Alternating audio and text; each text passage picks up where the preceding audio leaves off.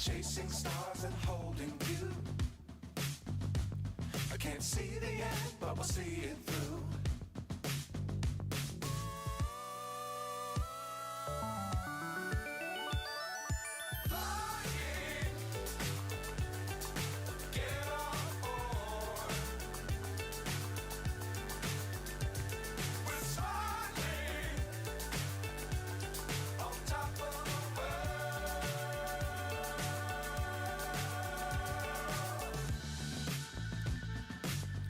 Times don't fly too high.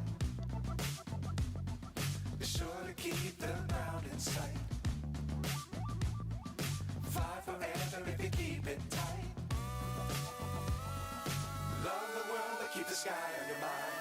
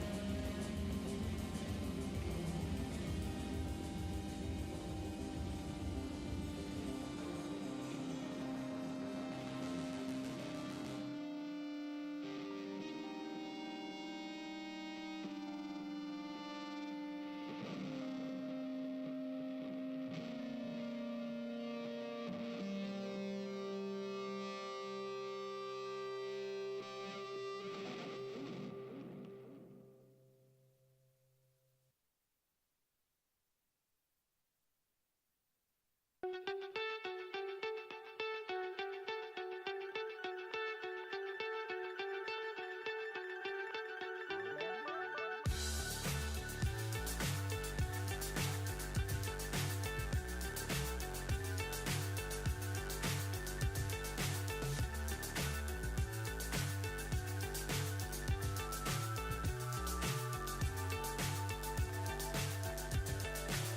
so high, I'm hypnotized.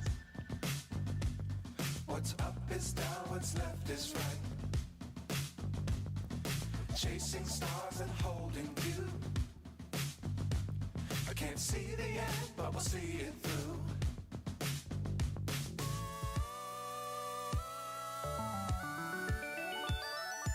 Flying, get on board. We're soaring on top of the world.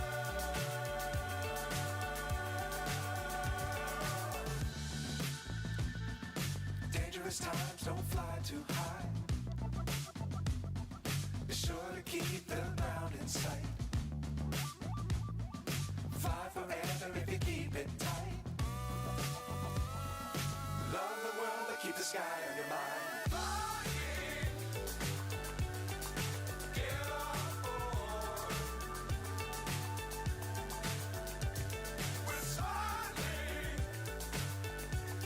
on top of the world. Flying, get on board. We're soaring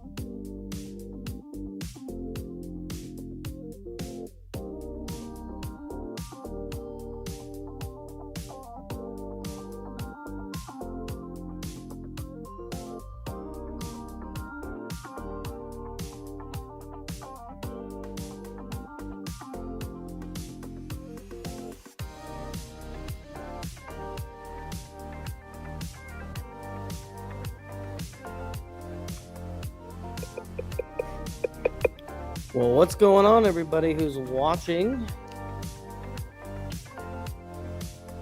Let's see if I can have a relaxing Labor Day at home commentating the rest of this match.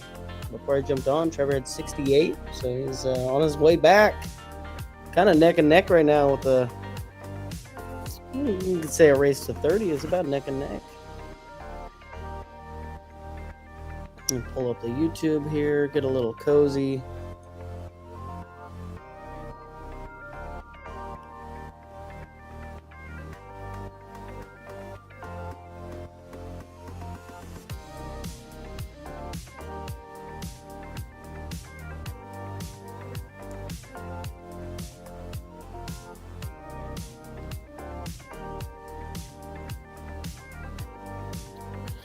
Trevor with a beautiful shot on the 6 ball, and it's going to lay up just dandy for this 7 ball.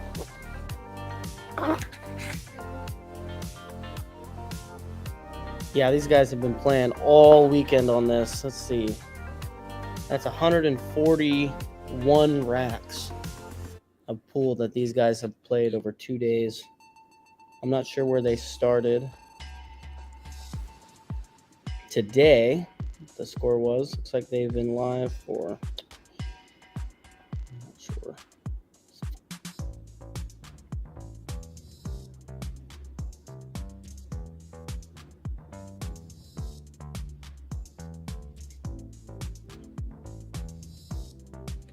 Pull up the YouTube.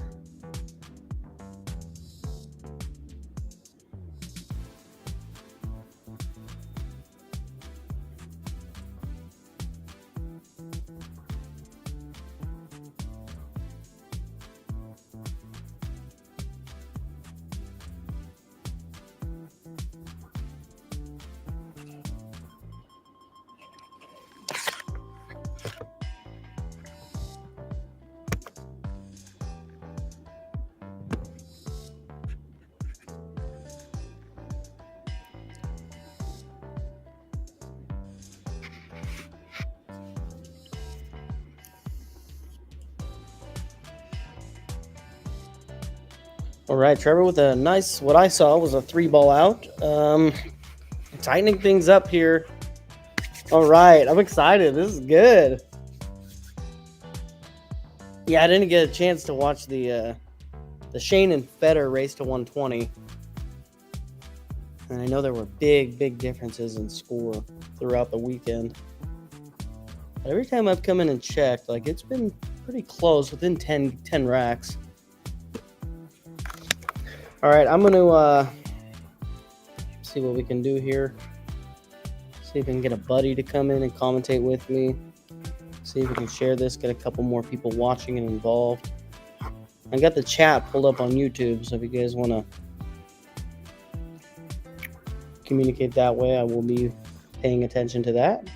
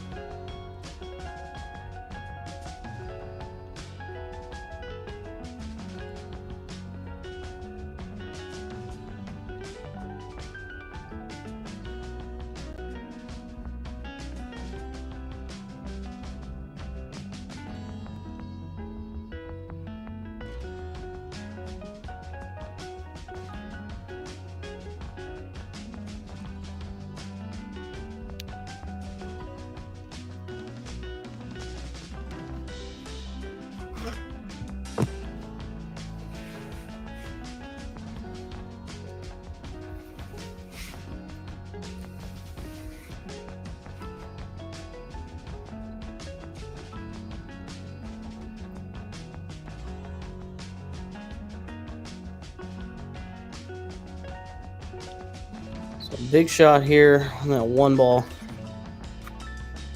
Routed it up. Yeah, I have trouble. You know, I'm finding as a commentator that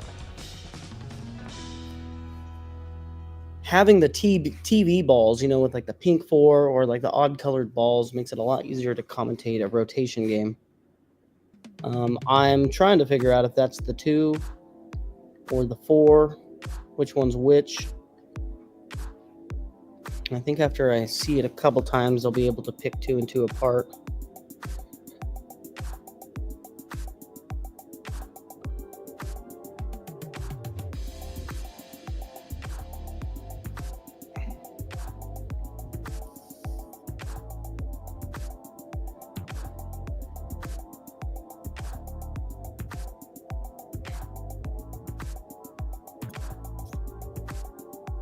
See another safe here.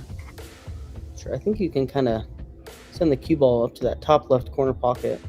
Those 2 balls are in. Yeah, send the 1 ball down table, or just make it. All right, so now here's the test. Is this the 2 ball?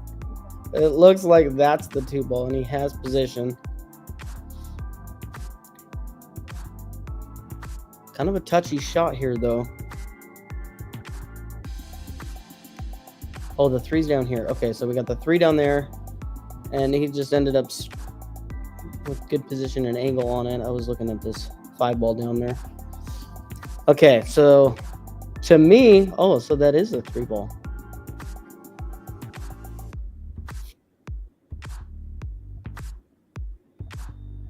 So then that must be the 7, and that must be the 5. Sorry, guys, give me a second to dial my eyes in here. I'm colorblind. So, like, this purple 4 looks Dodger blue to me. And Patrick Nixon, the comment section. Yeah, Patrick, jump on in, man. I need a buddy. So he's going to come 2 rails out here. Kind of hit the rail somewhere out here and just trickle on in for the 6. Or he's going to go 3 rails out. I like 3 rails better. And now you hit that ball a little harder, though. You know, a 9-foot table, you don't want to be taking these long shots. I think he'll be okay, though. You can kind of just stun just above that 7 and pop out.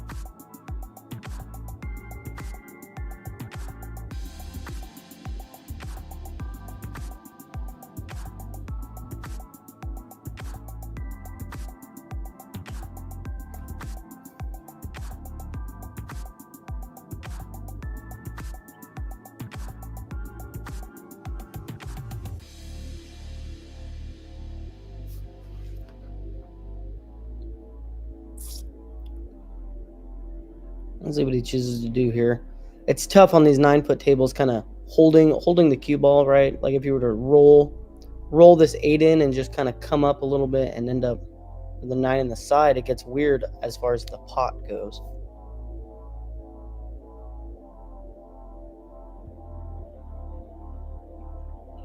I think that is going to be sufficient.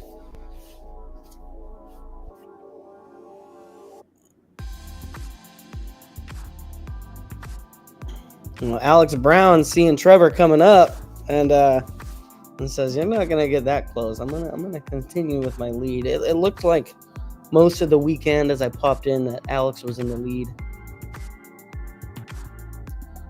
Man, I couldn't imagine commentating 36 hours of pool or whatever they've been playing. I know that Federer and Shane match was like 38 hours, and Scott Frost was on that commentating the whole time. That's a lot of pool to commentate. So looks like we got 9 ball on the spot. I'm wondering, I think they've done something like this before, and they used matchroom rules. I wonder if they're doing that now. 9 on the spot. Let's see if we can get that 1 on the side. Just as this is the 1 on the side. And nothing's going to fall for Alex. The 8 ball is going to sit on top of that 1. But Trevor does have a look at this 1 ball, and I think you can thin this 1 ball and run it into the 6 and send the cue ball up table. touchy shot though, because if you do that, you got to watch out for the 3 ball. You don't want to bump into that. And he may be able to pot this ball as well. And I believe now I know this is the 2 ball.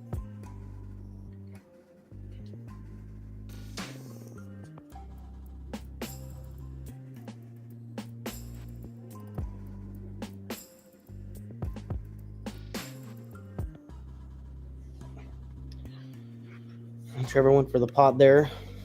A little fortunate roll. We're going to see a safe coming up. I think seeing this 1 ball just kind of end up right here, and the cue ball is going to come back towards that bottom right pocket. Just something simple here. Oh, just like that. That is going to leave a 1 rail kick below the 9. It's going to hit that bottom rail and come up in between the 4 and the 9.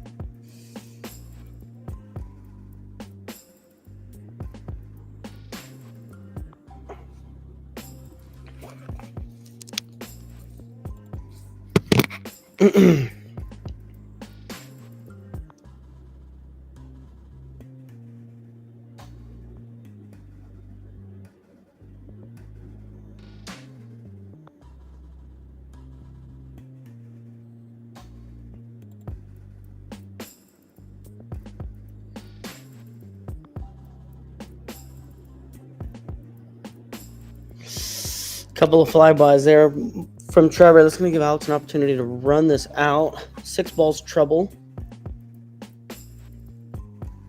I think you do have an opportunity to break the 6 out on the 3 ball. I wouldn't necessarily do it now. Yeah, if you can get somewhere where the cue ball is about now and come back and break that out, because the 4 is sitting right there for you when you break that out. He's got a little bit of an angle. I like you can get there. I don't think it goes in that top left pocket. I cannot tell from here.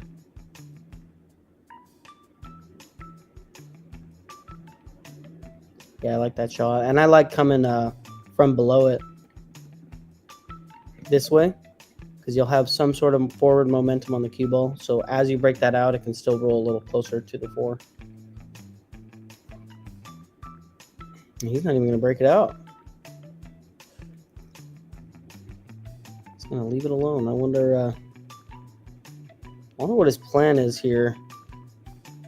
And you can, on this 5 ball, get below the 6-8 and play safe. Use that 8 ball as a blocker. But you got to get yourself in really good position for that.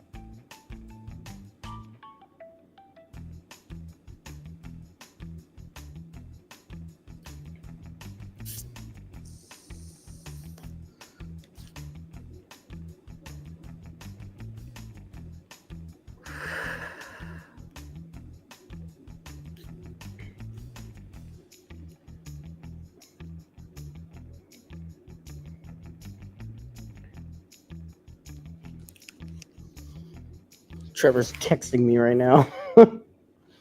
Focus on your game, dude. All right, what do you got, Trevor? He said I will when I'm at the table. You gonna bank this ball and try to get shaped below that 6 ball to play safe? Yeah, he is. Well, it didn't really leave an open pocket for the 5, so we're gonna see a safe. I wonder if you can kind of sandwich these balls together, kind of bring the 5 off the rail in here and roll the cue ball. That's a crazy shot. But I think you could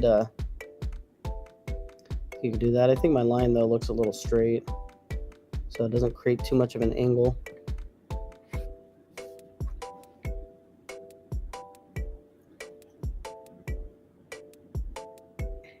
Yeah, these guys are from Southern Oregon. Good friends, so.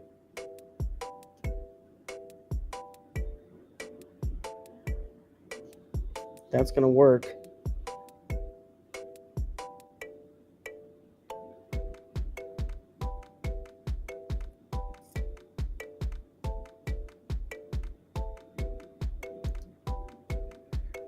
Just waiting on Patrick. Let's see if we can share this to a couple more places. Try to get a couple more viewers.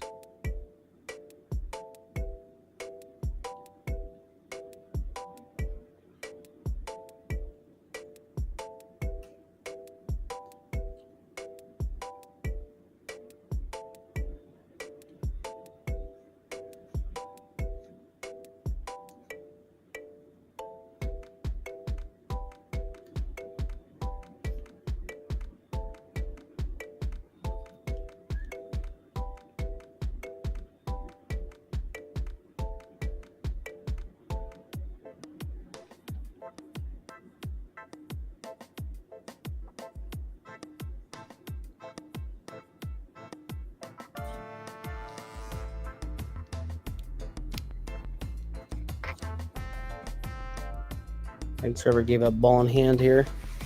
Patrick! Hey, buddy! He muted me. Going from the short side of the 6. I'm not sure what their table conditions are, how new the felt is. I do like coming 2 rails back above the 8 for shape. Yeah, just like that. It needs an angle here. I want to end up straight. Generated a little bit of an angle. I think here, I personally would draw with a little bit of bottom left and really drive that cue ball out this way. But it also depends on the table conditions and how much that rail will grab. Yeah, we'll find out here. Grab a decent amount. Great position on the 8.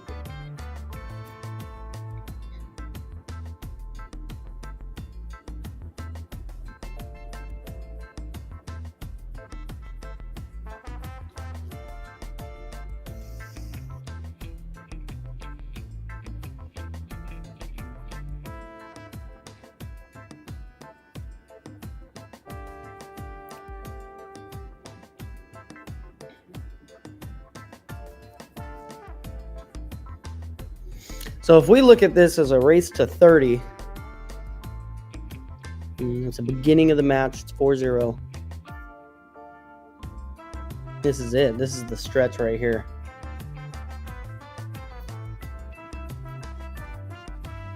Let's pull up YouTube.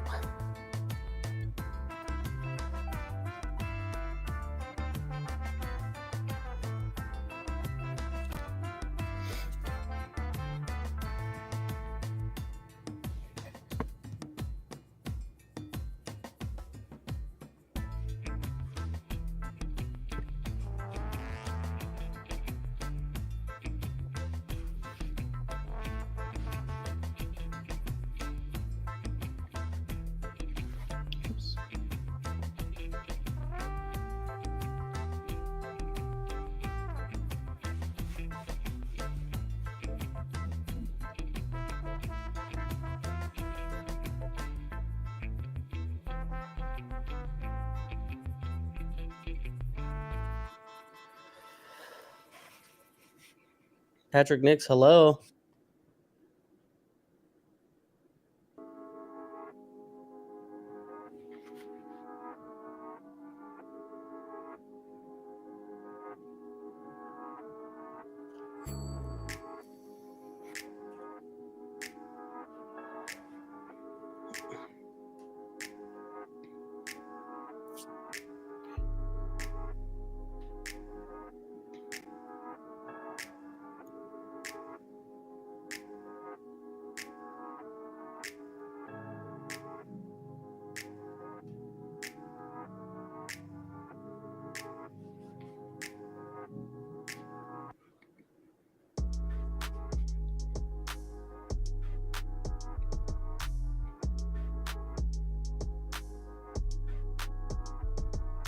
And 2 ball's going to leak out a little bit. It's going to leave him a shot. Damn near a stop shot for the 2 in the upper right corner. 5 and 9 have tied up, so that's going to become an issue.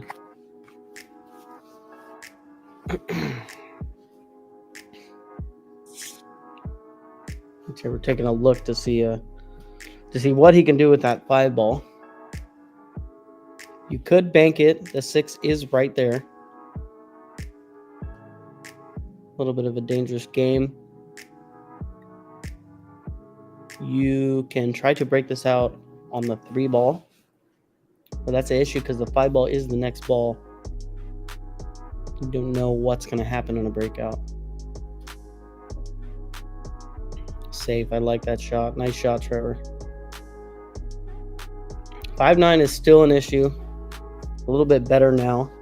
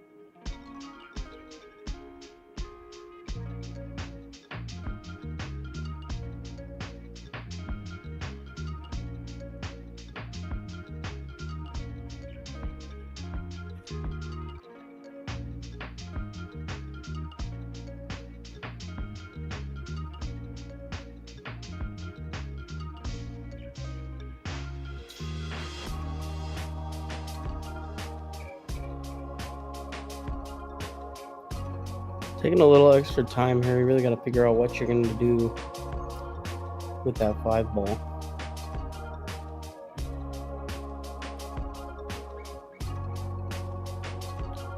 What happened to Patrick? Let's see what's going on here.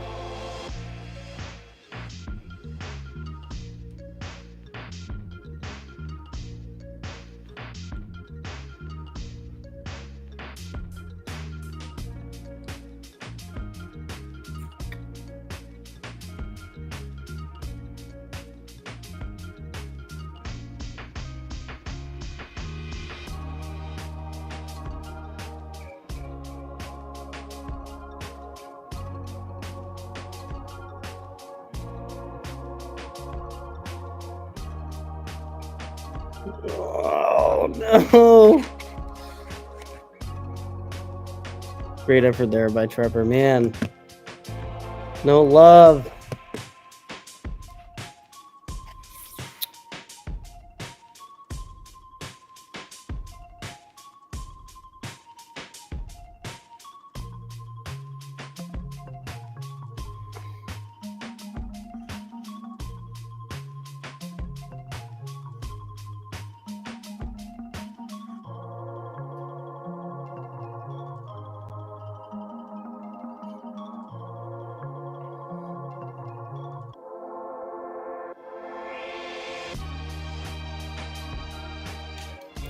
Trevor's going to leave a shot for Trevor here. For Alex. Alex is on the rail.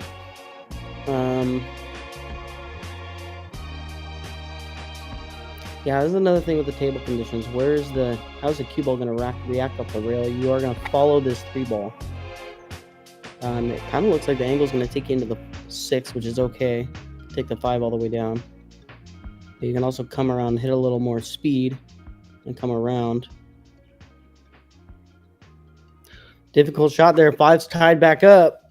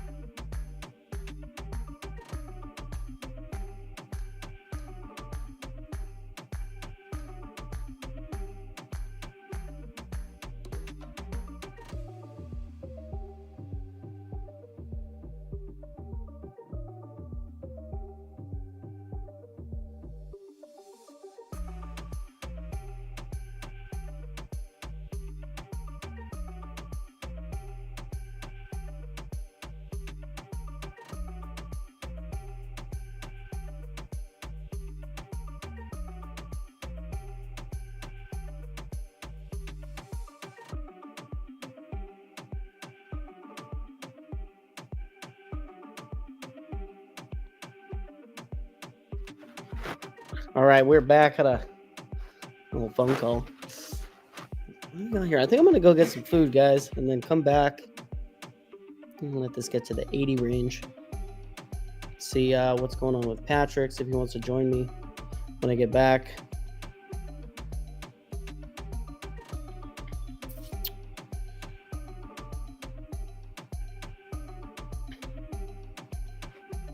So Alex was seeing Trevor coming back and decided I need to widen this gap a little more, and Trevor is not having it. Trevor and Alex are like neck and neck, and yeah, if you guys have been watching all weekend, what have the scores been looking like?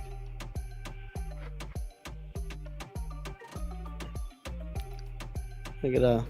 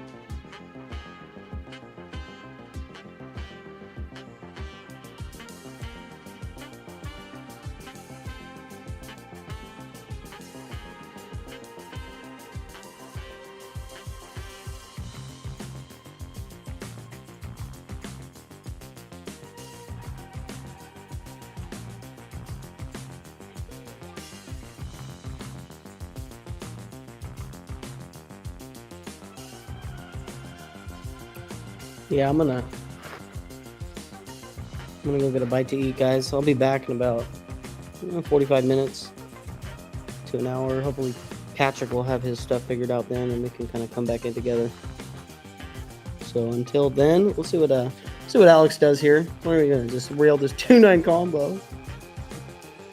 It's a Jimmy Bucket shot right here.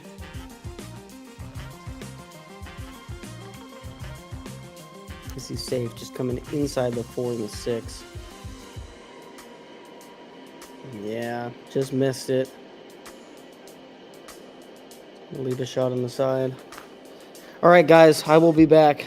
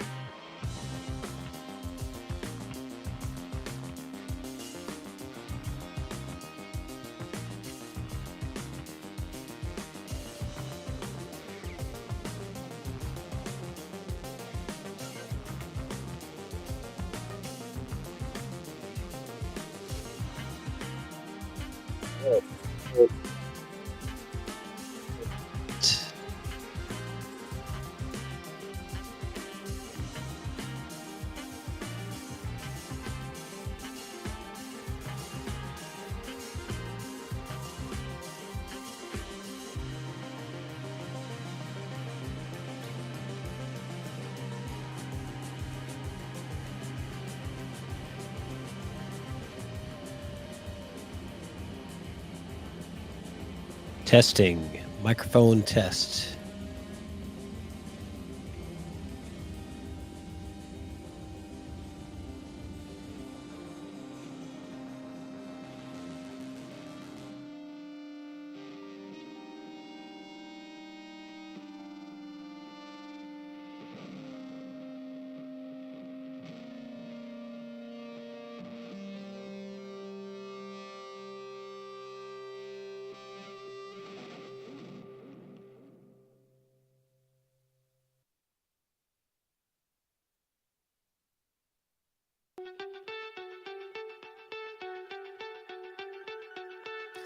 All right, looks like I got my microphone working, and I just missed Zach. He went to go grab a bite to eat. I'll jump in here and do a little bit of commentary. This is a pretty exciting weekend preparation for the WNT Seattle 9-Ball Open event. Trevor's going to be playing it. Alex is going to be playing in next weekend. And what a way to warm up for that event, playing Matchroom Rules Race to 100 over 3 days. It's a lot of 9-ball. You've already played 145 racks. This is rack number 146. And wouldn't you know it, they're neck and neck. It's kind of funny when I look at the scorers and then I look at the Fargo rates. 612 to 595, 74-71. Can't say there isn't something there when it comes to the predictability of Fargo rate, but really this race is going to come down to whoever has the guts to close it out in the final stretches and the stamina. And Alex with a beautiful stun shot on that 6-ball, getting pretty straight on this 7 to draw back to short side on the 8. I don't think that he has enough angle here to draw for the ideal position on the 8-ball, but short side should be all right. Yeah, watch that. Yeah, you don't want to bump that titty, and that makes it tough. So a lot more work than he wanted to get this rack closed out.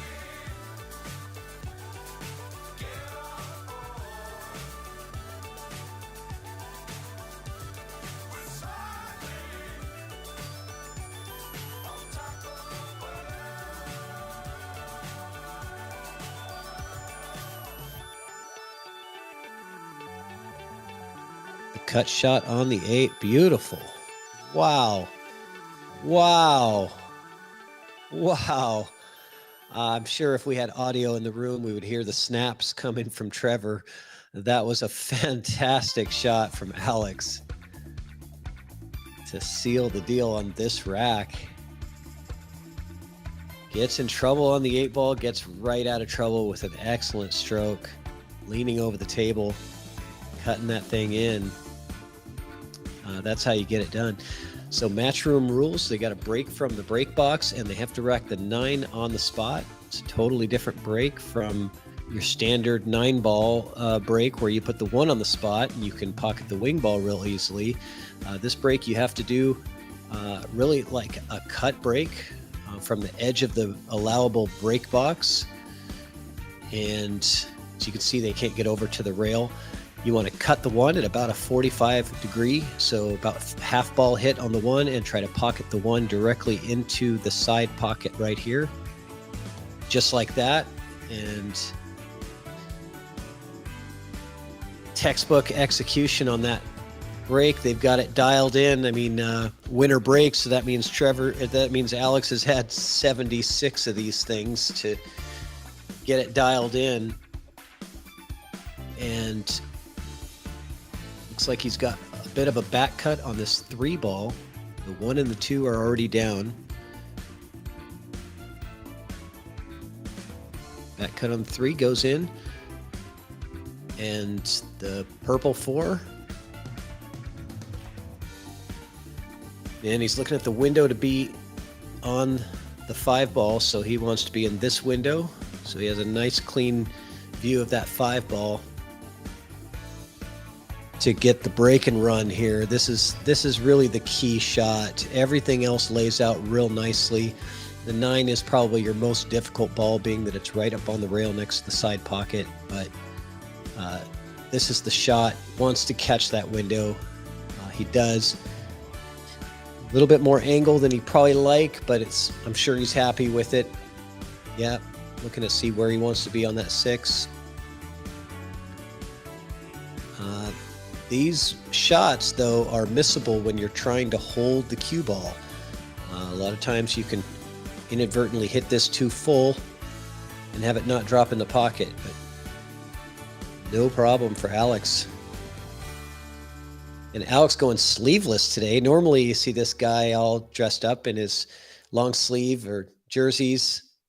I noticed they were both dressed down a little bit for day 3, and I wonder if it's just sort of the, hey man, the gloves are off. This is day 3. We're going to war. Or maybe their AC just broke in there. I don't know.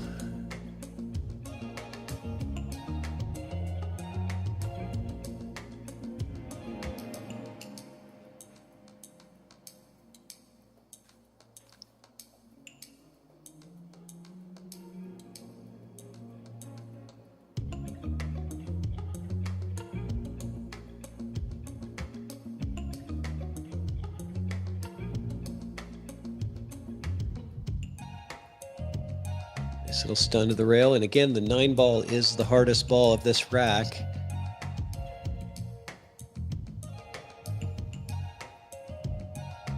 So Alex just turning it on, but this is the shot right here to close out this break and run. Not bad. He's really turning it on. The finish of the last rack with the amazing 8-ball cut to get perfect shape on the 9 to close out that last rack, and then continue it with a break and run here, this 9-ball. Man, that's tough to play against that. I jinxed him. I did do the commentator curse. My fault, Alex. He was shooting so well, making every single shot and getting every single position, and he ends up turning a break and run into an easy win for Trevor. But boy, does Trevor need that though, and gets it to within 3. And I don't think that Trevor has been in the lead at all this whole tournament. I think from day 1, Alex got off to an early start and has been able to keep that lead. I'm pretty sure, I haven't been watching the whole time, but I've been checking in from time to time on the scores. But I'm pretty sure that Alex has had the lead the entire event.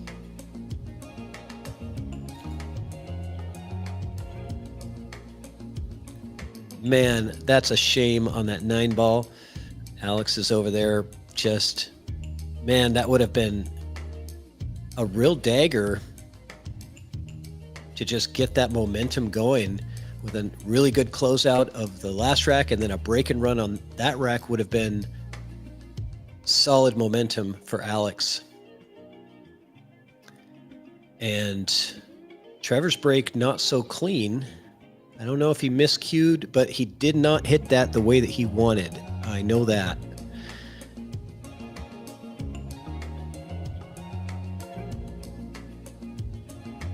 So leaving, he did pocket a ball though, and he does have a shot on the 1.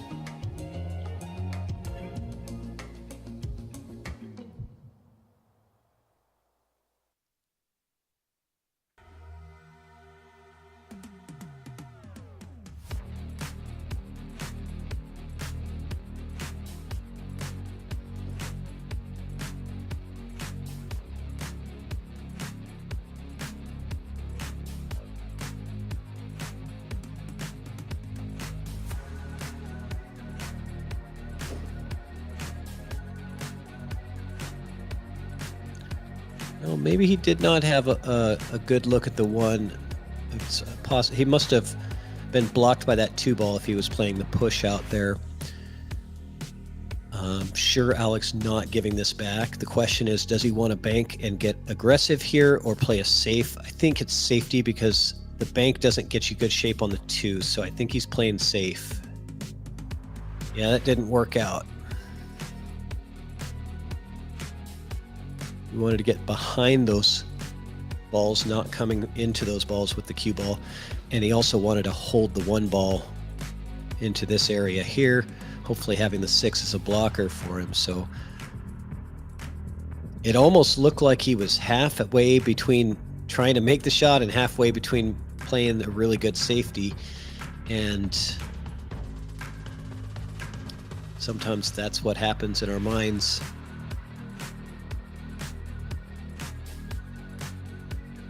Rail first, I like it. Yeah, those can hang. 4 1/4 inch pockets, I believe, on this table. So Going rail first at the ball does make the pocket a little bit smaller, but it was the only way that he was going to get shape on that 2 ball. So Alex now with a chance. I think he's going to go rail first here as well and bring that cue ball around to the other side of the 2. No, he's going rail first, but taking the extra couple of rails and went too far with it. Yeah, I was thinking that he had just a rail first on that to bring the cue ball down into this path like this, but he was playing it in a little bit different way. His path worked, it just hit it too hard. And I don't think that he's going to be able to stiffen this up enough to pocket this 2 ball in the side pocket. So he might be looking for cover on the 2, send the 2 ball into the 5 over there by the 9. I like it. I like it. Got the 7 in the way. Great safety.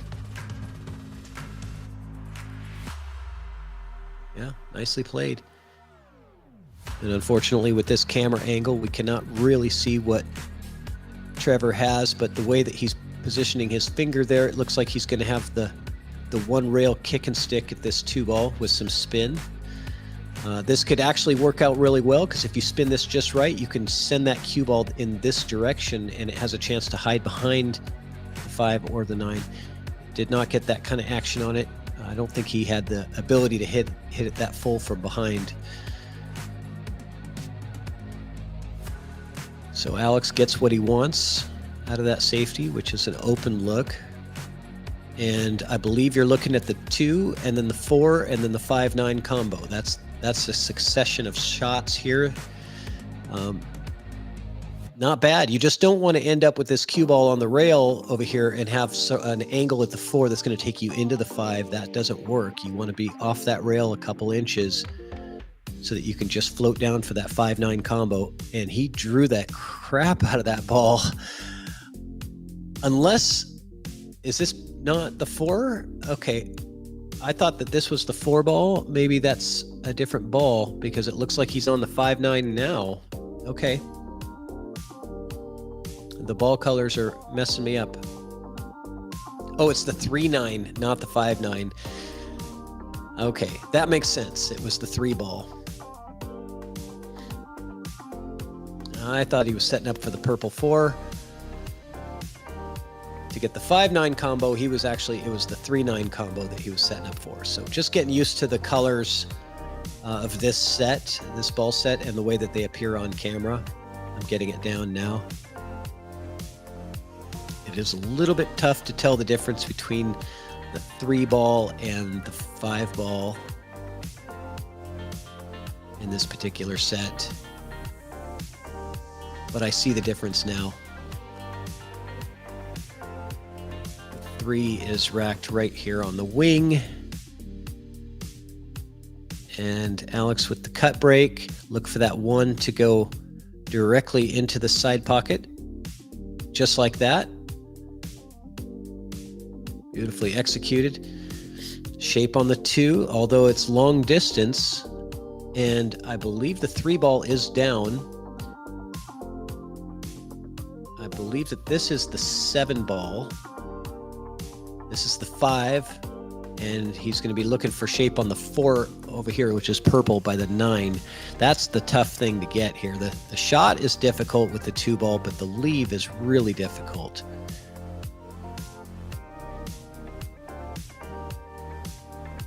But he looks like he's going for it. Hitting high ball. Trying to bring that cue ball all the way back around. 4 ball gets loosened up. That's going to help Trevor a little bit.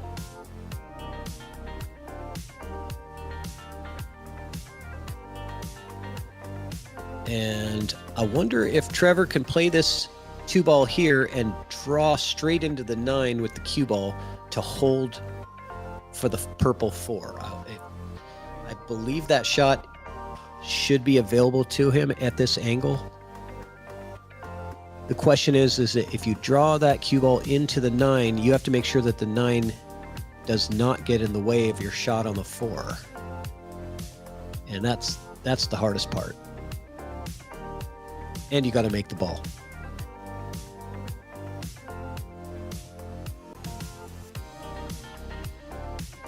So he decided to bank it and play two-way. I like that idea. That was an excellent shot. Good two-way.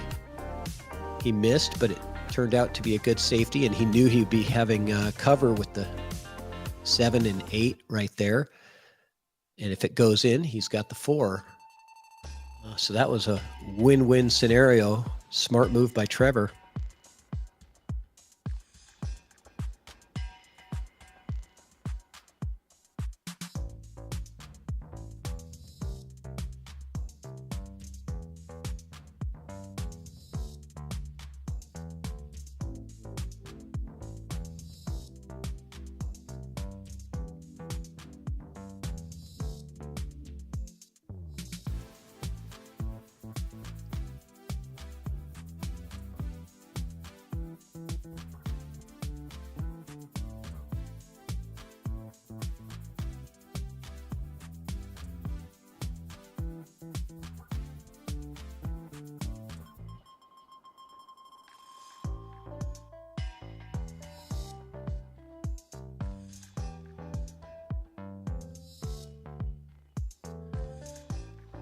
So Trevor, unable to convert, turns the table back to Alex.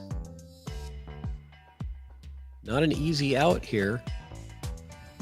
Although they are just all on one side of the table, that kind of makes it more difficult as well because your position has to be really accurate. Great starter from Alex to get really good shape on this 4-ball. And he should be able to, I believe, get natural position for right in here would probably be the easiest, most highest percentage. And then playing the 5 up in the top right corner. That looks most natural. He's going 5 in the side. That works too, because that does get you on the 6 naturally. It's just a smaller pocket. I think I would have rather rolled that forward a little bit more and try to play the 5 in the corner, because I don't like these side pocket shots. So he's banking for safe. Smart play there.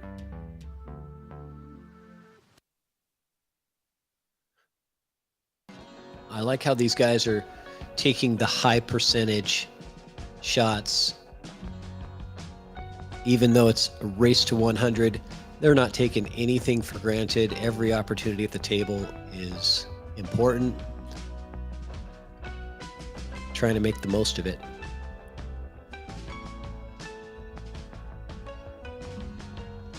So, and although Alex has had the lead consistently throughout this matchup this weekend, he's never really gotten a chance to run away with it.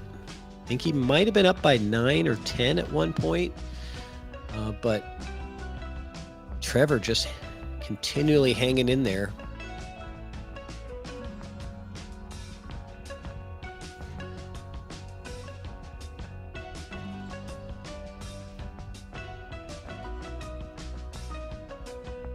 Back cut on the 5-ball, and look at that shape on the 6. Holy smokes. That was impressive.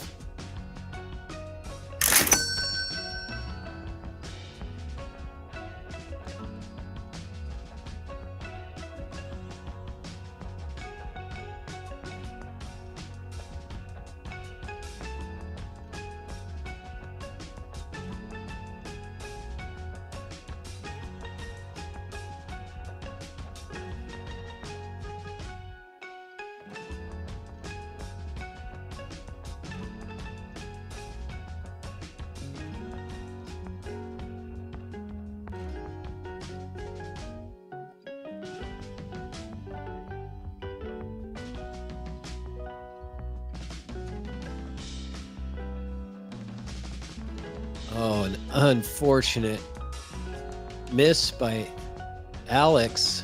So he's getting so far with so many great shots and just falling a little bit short at the end of a couple of racks here that I've seen today, but shooting really strong overall.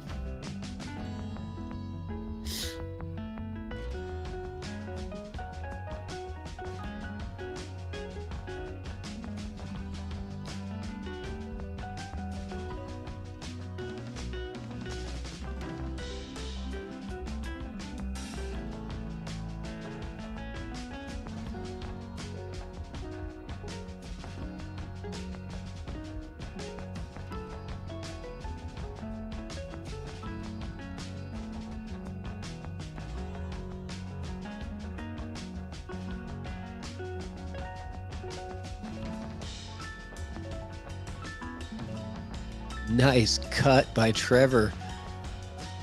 And gets a full hit into the 9 so that it slows down the cue ball and brings it to perfect shape on the 8. He could not have asked for more out of that cut shot. He got all of it. Does he come around the backside of the 9 or draw? Oh, just go straight one rail. Now, there are so many different ways you could play that. That was very simple.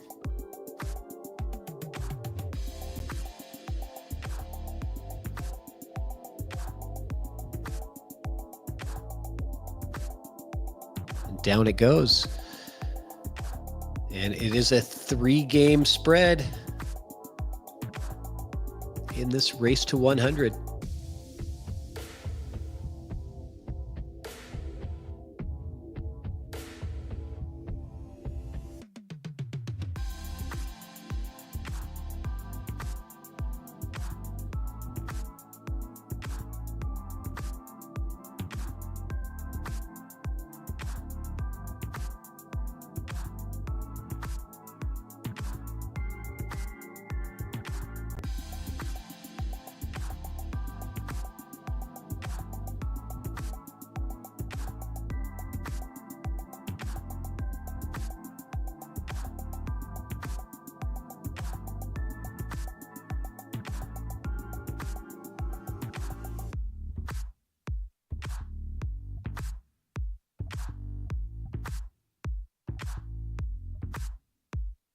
So Trevor missing on the 1 ball in the side.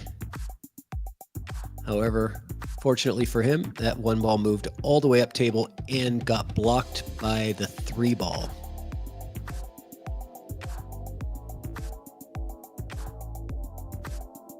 And so for those of you watching, this is the 1, this is the 3, and this is the 4, and of course the blue 2. I know sometimes they're hard to see with the colors, so I'll help you guys out.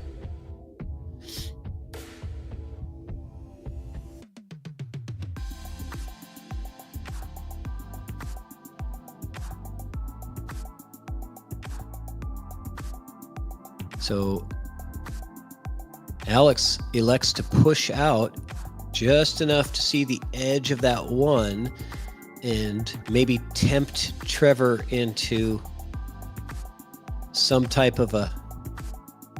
No, he's giving it back. He says, I'm not falling for your trap. Let's see what you got. Cue ball is on the rail. I wonder if he kicks with spin to try to send that 1 ball into the pocket. But usually when you're pushing out, you have an idea of what you want to do if you get it back.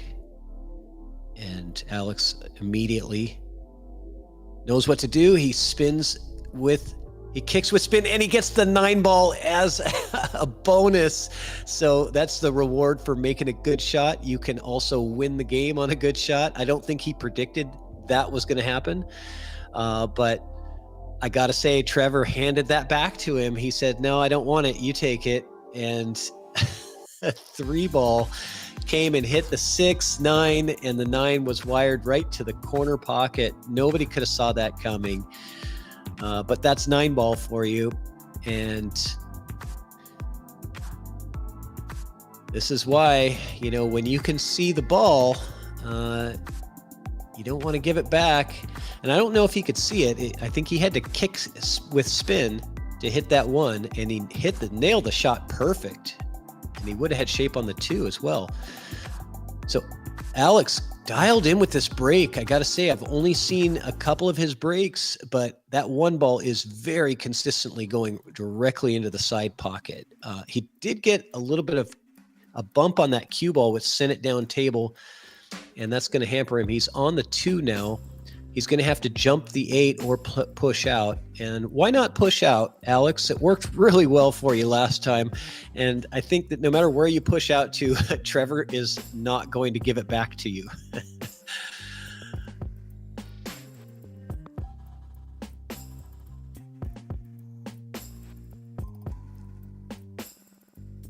This doesn't look like he's pushing out. He is not. Oh, he could see the ball. Boy, I was fooled. I did not think he could see that ball. So great shot. And the 3 is hanging in the pocket. The purple 4, this is going to be difficult. You're going to have to get your shovel or your sand wedge and dig this thing out. And he is getting real low on this ball, trying to draw all the way to short side shape on the 4 ball. Can he get it? Look at that. It's not exactly where he wanted, but that's nice control.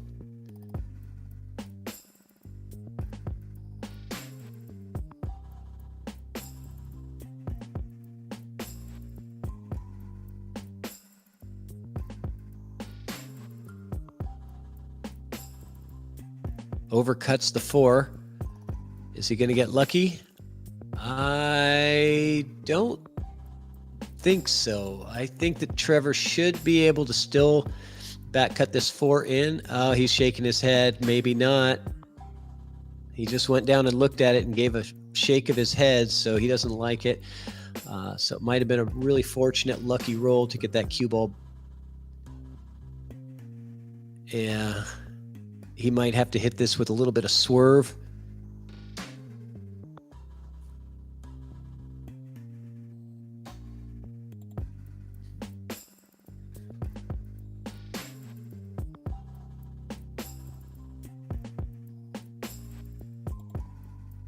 Doesn't look like he's putting swerve on it, so he's trying to really catch the edge of it. Oh yeah, he had more. He hit it too full. So he definitely had enough to pocket the ball. But he also had to worry about shape on the 5, which is over here by the 9, and that's not easy to get as well. So Alex going to go rail first here with some outside spin, sending it into the vicinity of the 5 ball. And what do we got here? He's going to be looking, he's got to be looking at the 5-9 possibility to the corner to see what that looks like. But no, he's not. He's right on the safety here. He wants to play the safe. He has to jack up so that he can hit this with some pace to get the 5 to the rail and hold the cue ball behind the 9. Well done.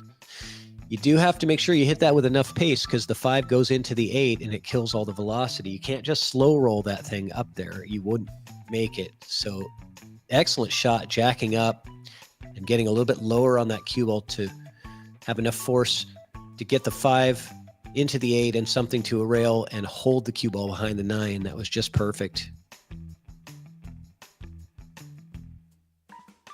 The only bonus for Trevor is that the 5 landed right on top of the pocket. So a well hit shot can get you out of this rack. Pocketing this 5 ball with a nice slow pace gets you on the 6. Excellent try. And a good hit. Doesn't really sell out. I don't know if Alex has any kind of a real opportunity at this 5.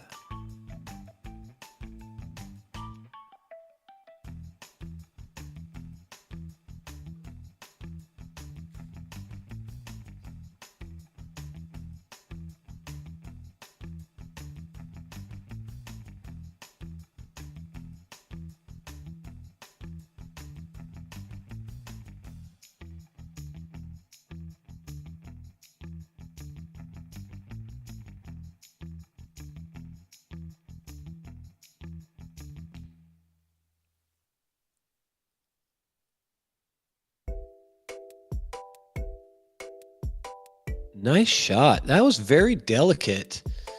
I don't think he got there. Yeah, he's kind of waving his arms like, no, he's sold out the 5, but that was a real touchy safety. You do know that the cue ball is going to be held into that spot by the 6, so the idea is just getting that 5 ball up a little bit further, right? He wants the 5 ball in this window here. Just tough to do.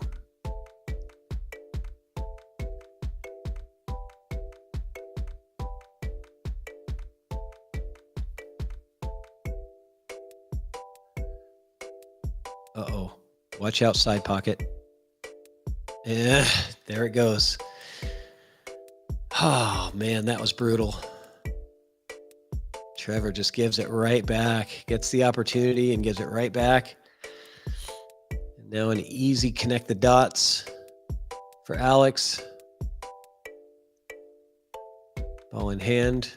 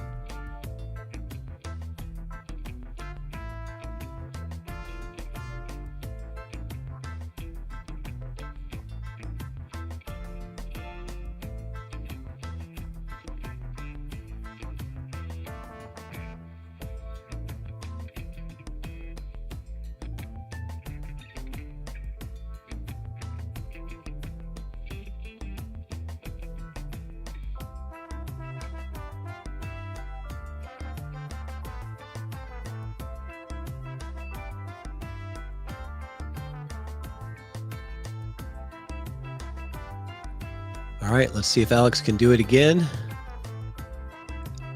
One ball going right to the side pocket. The Matchroom break box cut break. Down it goes. Great control of the cue ball. Where's the 2 ball going to end up? Not really in a great spot. So we will not be seeing a break and run here, but definitely some very good breaking from Alex. He's got that break dialed in. You want that one going straight to the side, and you want the cue ball coming into this path right here, back and forth, and hopefully it doesn't get smacked by something, and hopefully you have a look at the 2.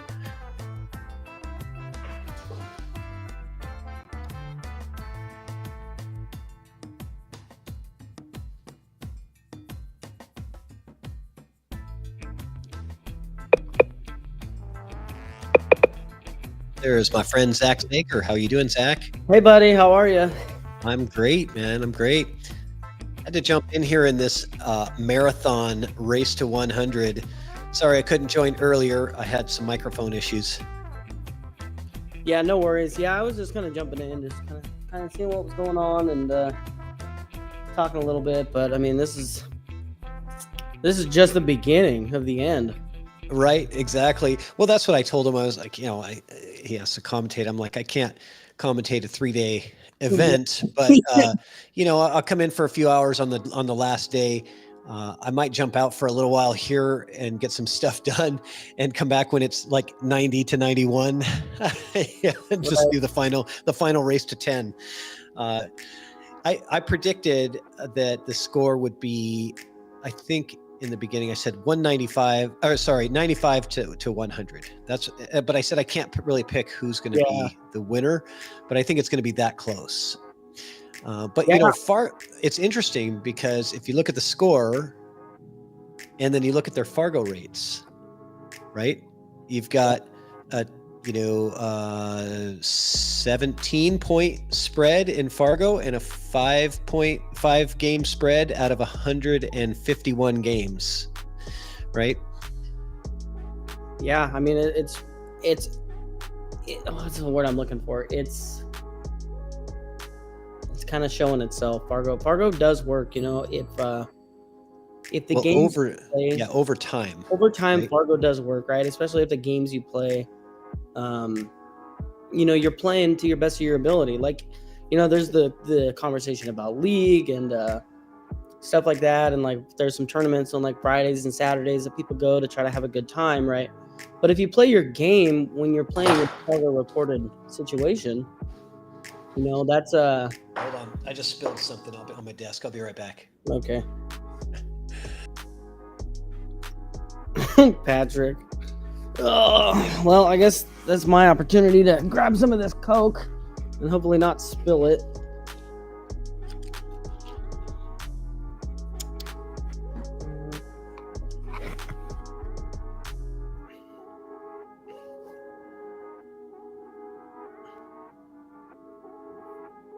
All right, I'm back. It was just water, no big deal. But Well, I've got electronics on my desk. I don't really want to spill water on it.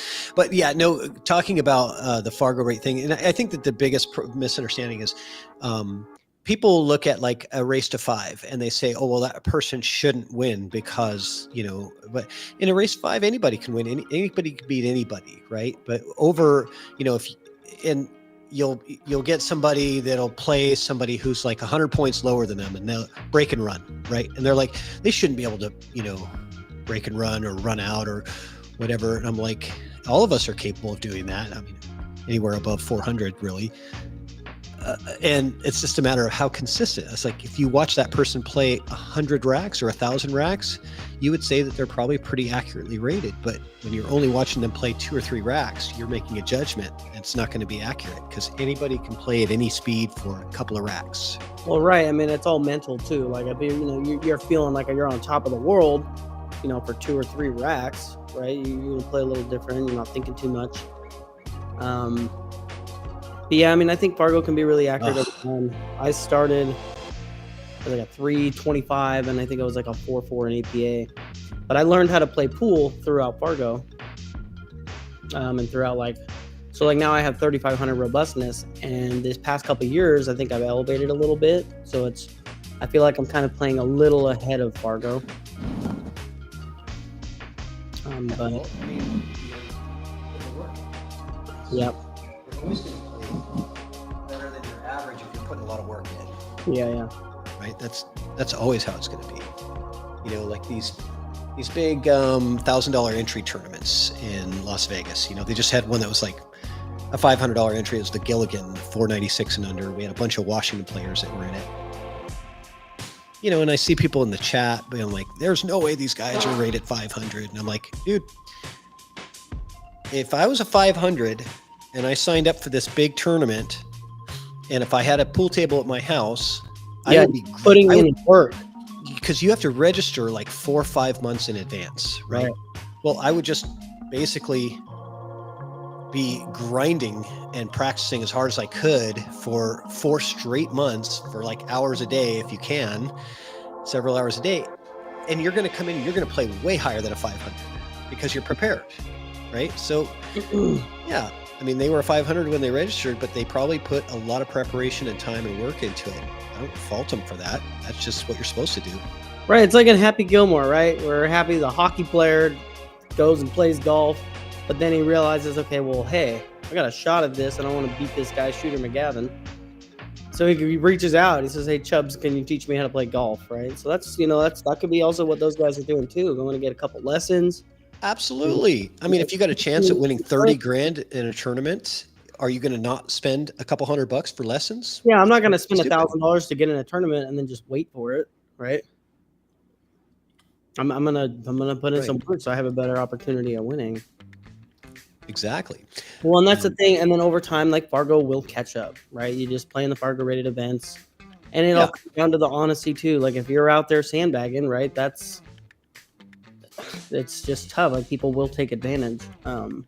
look, I mean, if you're playing against somebody who's a similarly rated player as you are, and you're both well established, if they're smashing you, it's because they probably prepared harder than you did for that whatever match or event or whatever. They probably put in more time and effort into recent, development. That's all it is. Yeah, put in the work, get results. But you don't want to. It's easy to just blame the system rather than putting the work in. Right. In my opinion, the mirror is the hardest thing to look at sometimes. Yeah. Right. Okay. Speaking of winning, though, Alex continuing to pile on the heat, and in this event, this 3-day event, I don't think that Trevor has had the lead at all. Yeah, every time I've popped in, Alex is ahead by 10 racks, sometimes 2 racks, sometimes I think 15 racks at one point. But was it? Okay, I wasn't sure what the highest was. I don't know what the highest was. I think maybe the highest I saw was like 10 to 15. Okay, and I know that, I mean, it's just like, yeah, so Alex has had the lead since the very beginning, and Trevor's been coming back, but he's been hanging in there the whole time. And Alex just has not been able to deliver that death blow. But the death blow comes today from either player. Either Trevor's going to mount the comeback, and, wouldn't that be something if he didn't have the lead the entire 3 days, and then when it's 90, right, 95 and just like Shane and Federer, right? I was just going to say, like the whole time. Exactly, just like the Shane and Federer match. It was like, well, it went back and forth. They both had leads at one point, but Shane at the end, Federer was up big, and Shane just came with it at the very end and ties it up 95-95. It's like, holy crap, now they're playing a race to 5. And all that. All right, Alex, let's see what you can do here. Yeah, I was going to say that this is 3. Yeah, and the four balls up here.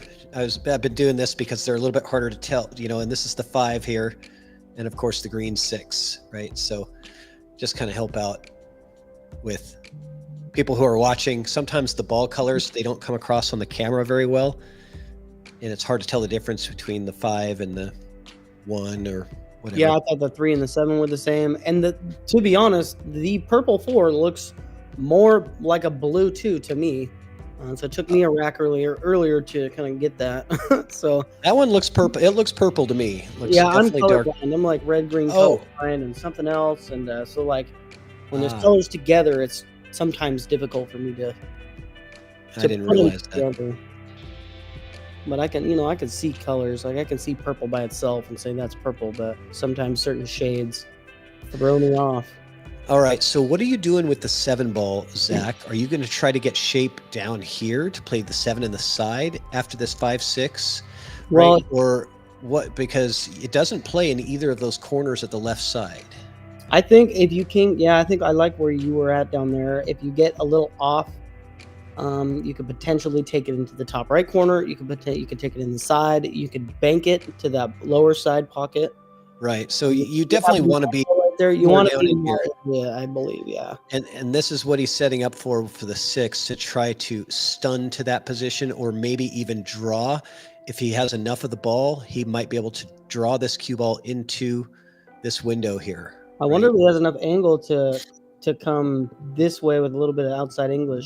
Oh, that's an interesting way to go. You're right. This way. That might be more natural, actually. Well, no, he's getting low on this ball, though, so I think he's more center. Oh, is he? Okay. Oh, and he's going to play for this bottom left side. I think that's what but the 9 ball had other plans. Yeah, I think the spin wore off. I think he was playing your position. I think that cue ball was supposed to go this way, but I think the spin kind of wore off because of the speed that he hit it at. I think he may have let off right when he hit it because he didn't want any draw on there, because I would just kind of run into the 9. So like a deceleration in his stroke. Yeah, just like a certain amount of draw you need on that shot. And here comes a 9 ball. Oh, no way. Okay, you missed earlier, by the way, when you were gone. I don't know if you saw it or not, but so Alex pushed out after the break, and he pushed to a spot that was difficult. You had to do like a kick with spin to get the one in. And Trevor said, no, I don't want it. You take it. And so Alex spin kicks the one directly into the pocket. The cue ball comes up, bangs into the 3. The 3 bangs into the 6-9, and the 9 goes in the corner. So Trevor's just Trevor's like, why did I give that back? Yeah. Like, oh yeah. I mean, it was a beautiful shot on the 1 because the 1 went in exactly as he planned, and he would have had shape on the 2 as well. But the bonus was he get to win the game because of the fluke 9. So here we go. So here Trevor, you don't have much of that cue ball to work with. I mean, you're in the pocket, so you can go kind of up and down, but not too much. You don't have the whole ball to work with. I think you have a little bit of an angle, and you can kind of come. Yeah, I'm going maybe top, a little bit of top inside, force follow, but he's drawing, it looks like. Yeah, I think coming that line and just coming up table. Okay, yeah. That's going to work. That's going to work fantastic. Oh, yeah. Alex has such a good stroke. He's got such a good eye and a feel for the position play. I can't tell you how impressed I've been watching this guy for the last, I think I met him first in 2021. So I've been watching him play for about 3 years. It's just really impressive to me how he's developed as a player. I think when I met him, he was a 530. Okay. 3 years ago. He's really improved in that past 3 years, yeah. I wonder what I was 3 years ago. 3 years ago, 2021. Man, it was probably like a 500. See, I never got into that range when they started Fargo. They just converted my BCA whatever stats and whatever, and I was a 525 starter. When I had 0 robustness, I was 525. Yeah, I think I started at 325, like a 4.4. That was when Fargo first started, whatever, 10 years ago. And then I went down. I got as low as a 517, and then just over the last whatever years, I've gone from that to 577. So no luck on the one on the side. I believe, are they playing matchroom rules? I saw their yes, matchroom rules with the break box, and Alex has been drilling that break every single time, getting the one in the side. That time, no luck on the one. And pockets a ball, but he doesn't have any way to hit this one. You're not jumping over anything there. And so it's just a matter of how do you want to push out? Yeah, one thing with push outs too, you want to put the cue ball in a position to where they're going to give the ball back. You want to get back to the table. Or you want to set them up for something that you know that you're going to fail at and accept. With the 2 ball sitting in the side pocket, all you kind of got to do, depending on where the cue ball lands, is make the 1, right? And you have a lot of options as far as getting position on the 3 with the 2 just sitting up right there. Yeah, I kind of think of push outs actually kind of a different way. I tend to always have the assumption that I'm not going to get it back. Right? Trevor's thinking, if I give this back, he's going to do that 1-9 combo. Yeah, Trevor's not giving anything back anymore for the rest of the set. But I push out to where, assuming that they're not going to give it back, and I want to put them in a spot where they're going to have to do something really difficult, but they're not giving it back, right? Because that's when usually opportunities open up for me. It doesn't always work, but I feel like you rarely get push outs back unless you're blocked by a ball. If they can see the ball, they're usually not giving it back. So a good containing shot from Trevor, but it doesn't really help him. Alex can see the whole ball, so he has options here. Not great options, albeit. Yeah, I'm trying to kind of pick out a safe here. Yeah, I mean, too. It's like I almost feel like kicking at this one. I almost feel like a kick and stick. Action, yeah. Yeah, because you come in behind this one and you hold the cue ball and you send the one ball down table, but hitting this one, it's hard to get separation. That's one way to get. Unless you hit it like that. Unless right on the 3 ball. Unless your name is Alex Brown. And Trevor is in jail right now. Jeez, man, how good did he hit that? I don't know how the table conditions are playing. I wonder. It's close. If you just kind of pass the 6, I think he can hit the 1 going that way. I think that's about his mistake. I don't know how much of he doesn't really have much to go up table. For that amount of distance on that shot, to get that safety to come in that perfect is really something special. And he's just going to tie a couple balls up. Yeah, it's really sad, but that's really all he's got. That doesn't really work either. He wanted to get them nice and snug together. He knows it. His frustration. Because that 3 is still totally open, right? He wants the 2 to the 3 transition to be tough, right? And if that 3 is just frozen to the bottom side of the 7, it's going to make it just more difficult. Yeah, I think he has enough to kind of end up there's somewhere in here. Okay, I was going over here. I think there's more room over here, Zach. I think there's a much bigger area. And so you just get to where you can put yourself on here on the 2 so you can draw to that position. It's pretty simple, right? Yeah. Yeah, I think he just likes draw on all these shots here. Draw on the 1, draw on the 2 to get on the 3. Yeah, I'm kind of looking at that 4 because I know, I don't think there's enough room for that 7 to come into play, where if you're here, you can kind of just play a little bit of high left and come naturally off this rail in line with the 4. Look, I mean, he's got this huge area to get on the 3, and the 6 is a stopper in case he wants to even draw into the 6. He can do that too. He didn't get there though. He had a huge area. I just think that area versus the area you were talking about is a lot smaller. Maybe like that, right? It's a much smaller window to get into. But he has enough for a real thin cut, but he knows that he didn't get where he needed to get.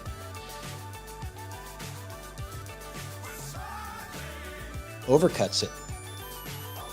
That's going to leave an opportunity for Trevor.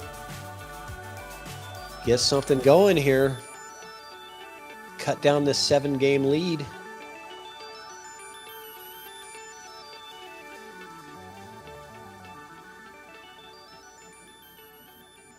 Yeah, we still got about six to 8 more hours of pool, don't we? Oh, yeah. I'm trying to find myself a comfortable position. I got my computer plugged in right now. A laptop and a recliner. Those are the EvoSports. That's kind of where I'm at right now. Yep. The standard EvoSports commentator equipment is a laptop and a recliner and a beer cooler. Right? Yeah. Oh, yeah. Yeah, I actually got a cigar in the car. I might have to step outside and commentate on the back deck, like there you go. That's an hour. Why not? Yeah. As long as you don't have like a neighbor dog barking all the time or something. No.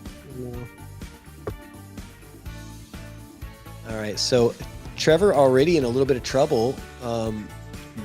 He ran into that 7, so now he has a long distance 4. Luckily, though, it is fairly straight, and actually the angle takes him to draw or use top. Yeah, he's using tops. The angle takes him to bring that cue ball down into this area to get nice on the 5. Oh, he used a little bit of inside. Wow. Oh, that's going to work. Going to have some control here on this next shot. So get yourself back in line. Get yourself good on the 6. You don't want to be in trouble here. You just get yourself good on the 6. This is kind of the key shot here.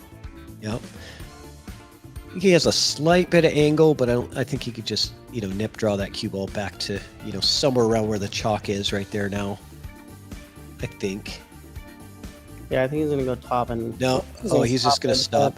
Yeah, if you have a little bit of angle, you probably just want to stop it. Just instead of, because if the angle you had was going to take the cue ball back down here like that, you don't want to do that. It's better to just stop it right there. He can naturally just kind of roll this ball in and come back out. A little bit of outside English, and it'll just kind of kill off the rail and go straight out.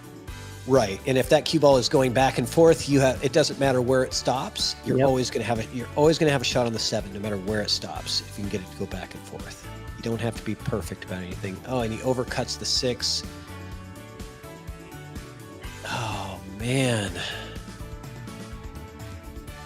I gotta wonder if the fatigue is setting in, because that's a lot of hours of pool that these guys have put in the last 3 days.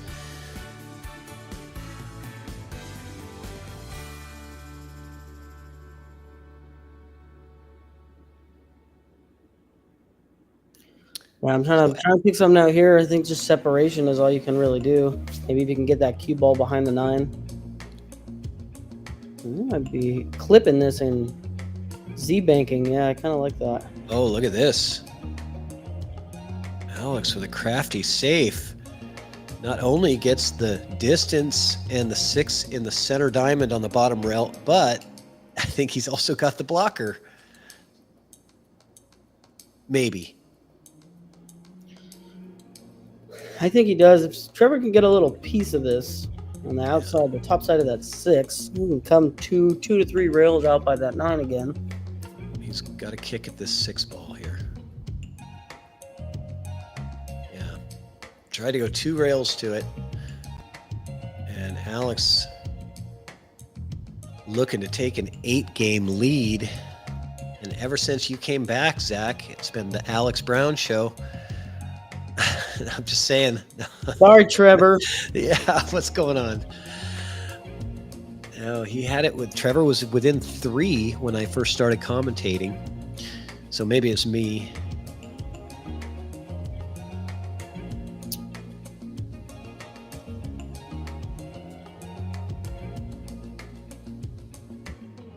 I think it was like 70 to 73 or something when I first started commentating. He's going to draw back here. I don't think he has much of an angle. Yeah, Yep. just draw straight back. These are missable. Could rattle if you hit the outside point too far out. So he didn't put enough draw on that to get where he really wanted on the 1 ball. But Alex, with that lanky, tall stature, has really no problems. In fact, he's got the advantage over reaching on these shots, and he's pretty accurate with these lean over the table cut shots like this. Nicely played. I don't know how tall he is. I'm going to guess 6, maybe 6'2". He's fairly tall. That sounds about right. Tall guy. Oh, looks like ball polishing time. All right, looks like we're going to take a break to polish the balls. And I got some stuff to do anyway right now. So I'm going to check out and come back when somebody is at 90 and then close it out from there. How's that sound? Yeah, I think I might do the same thing. I actually might play some pool myself. I need to put in the work, right? I got a big tournament at the coast coming up. That's right. If you don't put in the work, you will probably be disappointed in your performance. Yeah, if you don't put in the work, you will play at or below your Fargo level. You got sound effects? I was wondering if you could hear that. Yeah. Wait, hold on. How about this one? All right, I need to make some investments. I need to get. That's awesome. You got to have the extra toys here, so we'll play with those later when it gets down to the final 20 so racks or so. All right, we'll see you when somebody gets to 90. Yep, sounds good. We'll see you guys later. All right.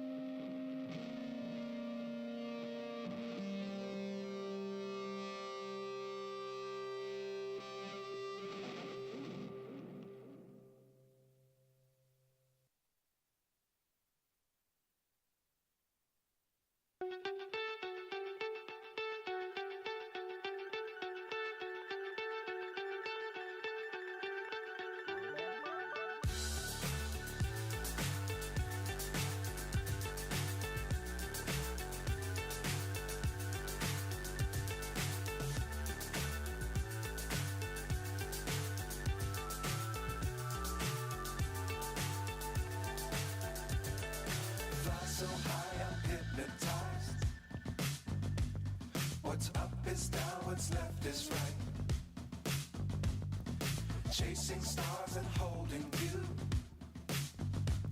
I can't see the end, but we'll see it through.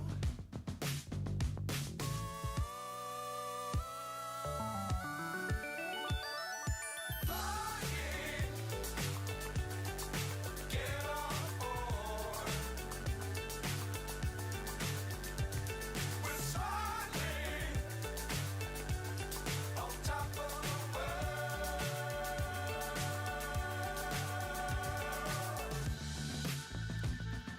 Dangerous times, don't fly too high. Be sure to keep the ground in sight. Fly forever if you keep it tight. Love the world, but keep the sky on your mind. Flying, get on board. We're soaring on top of the world. Flying, get on board. We're soaring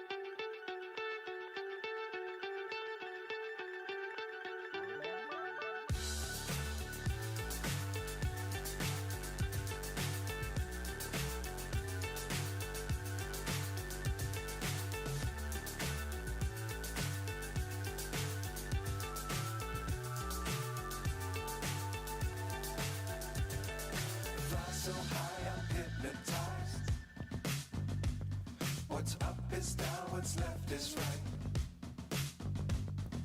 Chasing stars and holding you. I can't see the end, but we'll see it through.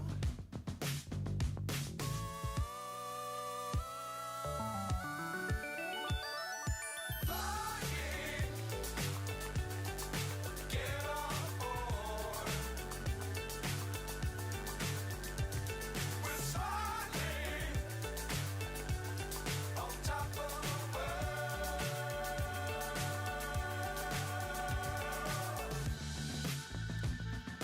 Dangerous times, don't fly too high.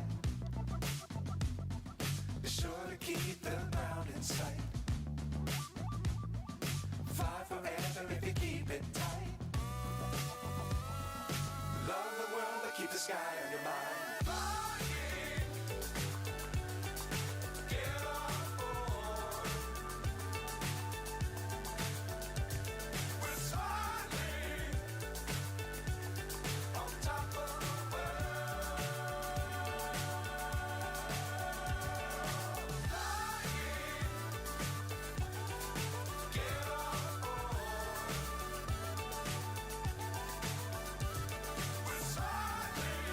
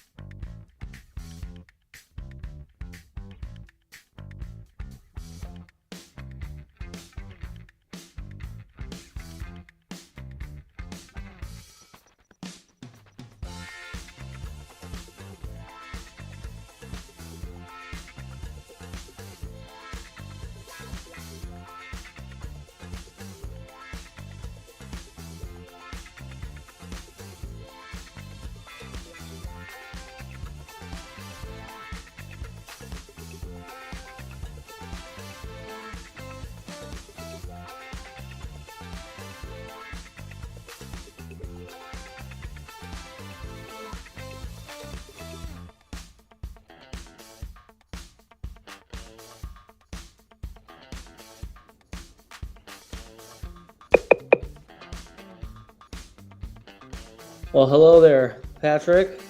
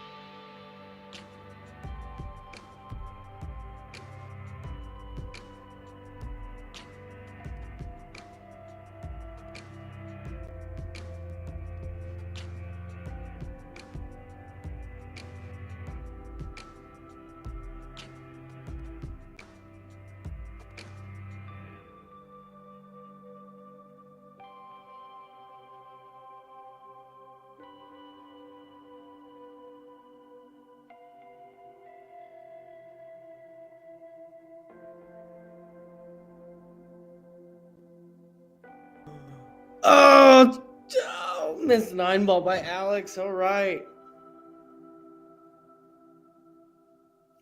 Patrick, can you hear me?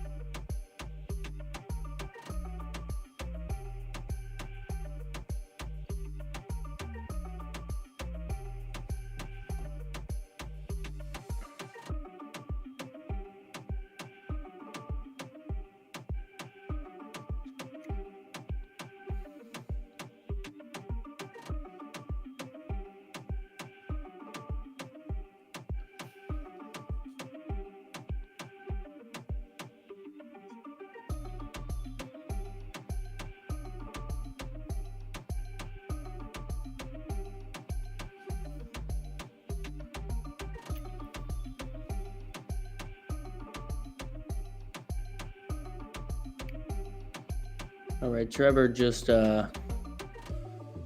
missing the 3-ball here. Gonna give Alex ball in hand. Yeah, Alex broke and ran to get to 90. And I kind of switched gears to get the computer out. Commentate, and I came back and he was down on that 9-ball and missed it. Another opportunity here, but yeah, I mean, breaking and running like that, all that confidence was was huge.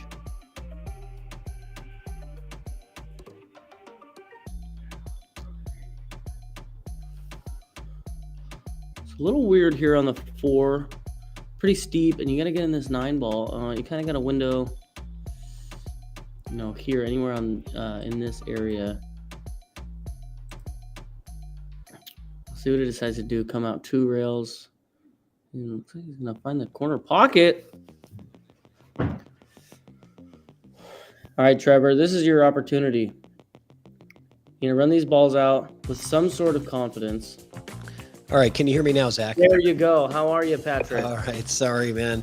Just a microphone setting is all, of course. Yeah, isn't that fun? Yeah, I'll be back in just a second, though. I just got to check something. No worries. So, yeah, Trevor here, get yourself good on the 6 ball. I mean, this is the key ball right here. Get yourself good on the 6. The 7, 8 are right there, and the 9's in front of the pocket. So this is your shot right here. Get good on the 6, make the 6. That's your job right now. That's how you start the comeback.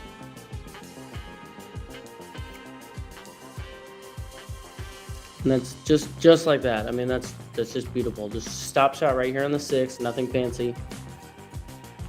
Make the 7, make the 8, make the 9. And try to give yourself a little bit of a confidence booster. You got 22 racks to go. And Alex only has 10, so you got to get yourself going and put some sort of pressure on to kind of switch the mentality and regain control of the table. There's just so much stuff that can happen when you have control of the table. I was playing a match recently and I missed shape on a shot, and I knew I was losing control of the table, and my opponent, the way he started playing, was completely different than he was playing before. I had total control of the table, and I missed the shot on the 10 ball, and my opponent regained confidence and he started coming back. I was able to hold him, but the point is getting control of the table. It's so important. Okay, I'm back in. Hey, buddy. Right. Hey, so sorry about the issues there. It looks like Trevor got 1 back, making it an only 11 game lead. Man, I was asking earlier, but you couldn't hear me because I didn't have the microphone settings right. I was like, what do you think the odds would say? Like, if you were to say, like, what are the Vegas odds of Trevor completing a comeback to winning this thing down by 11? He's got to get 21 before Alex gets 10. How about I'll just say a lot to a little?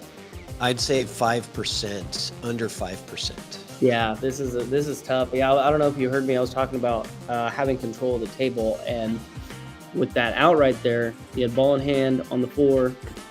Get yourself good on the 6, make the 6, and then the 7, 8, 9 are just a couple puzzles. Oh, almost a 9 ball. You almost had the golden break going there. But yeah, you start simple and you just get yourself some control and try to get that switch, because Alex coming into 90 with that break and run really showed control and dominance, and he was really confident.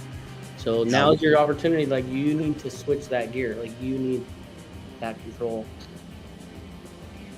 Yeah, absolutely here. And I'm thinking rail first almost on this 2 ball. Yeah. Don't have any, but he's got to get up for the 3. Oh, nice. He did have a little angle, so he didn't have to go rail first, which is nice. But is this the 3 ball? I'm just checking. That's the 3 ball. That is a 3 ball. I know this is the 4, right? Yeah, that's the 3. And you can come 2 rails. Pretty simple shot here. Just come 2 rails and out, and hope to end up with an angle on the 4 to get down table for the 6. Oh, the 5 actually. Oh, yeah, this is right 5. There on the rail. Yeah, that's the 5 over there. Yep. Jimmy Farmer in the chat right now. Jimmy Buckets. Jimmy Buckets. What's up, Buckets? Buckets and Zager 1100 and under Scotch Gods. Oh, look at that thing just drop in the hole. Man. Yeah, that's pocket speed right there. No kidding. But he's not liking it because he has to get real good on this 5 being on the rail, and this is going to be a tester to make this and get shape on the 5. But the real problem of this rack, it looks like, is going to be the 9 ball. Nobody wants a ball that's sitting right on the rail next to the side pocket, and nobody wants that, especially to be their 9 ball shot, right? So almost, yeah. Yeah, I mean, leave the 4 ball hanging. What side is the cue ball going to land on? It looks pretty straight, and it put Alex on the rail. So here, I mean, this isn't easy either. Yeah, his options are real limited on the rail. It's almost not worth going for, you know, and I think Trevor was kind of thinking that, because the shape on the 5 is difficult, and then to get out, getting shape on the 9 is going to be real difficult. So it's not necessarily, if you make the shot, it doesn't really improve your odds of winning that much, right? You stay in control of the table and maybe able to do something different. But I wonder what Alex is thinking here. Yeah, he's drawing. He's going big on this shot. Yeah, he's digging in, getting his sand wedge, and look at that. Jacked up on the rail practically. And can you believe how much draw he got out of that cue ball and how clean he hit that 4 ball? Alex can see the finish line, and he's playing like it. Oh, man. He really is. This is, I mean, right here, just 2 rails. 2 rail shot. Make the 5 ball. Kind of on this line. Natural angle. I like it. This is it. Popped it with yeah, you don't want to do too. You don't want to do too much there. It's pretty natural. Yeah, he popped it with a little more inside. And maybe he was thinking about getting position on the 6 to bump the 9, you know, maybe try to make the 9 easier a little bit. Yeah. Yeah, that cue ball kind of bent a little bit. Also. So, yeah, here's Trevor. Another long distance. Throwing a little bit of bottom in there.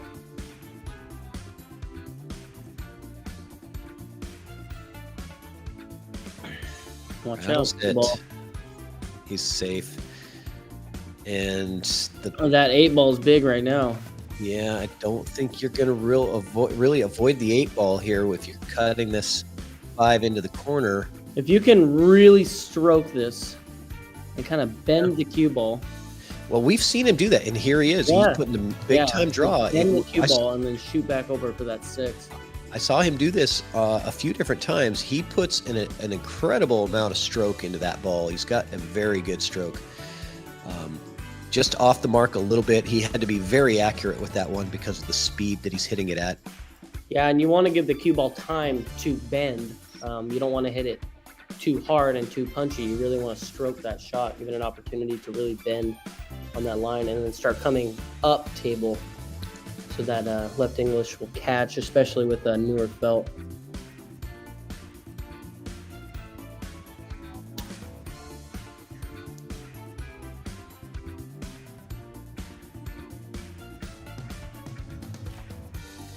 Boom. Oh, I thought he nailed the bank. I thought he nailed it, but is he going to get lucky?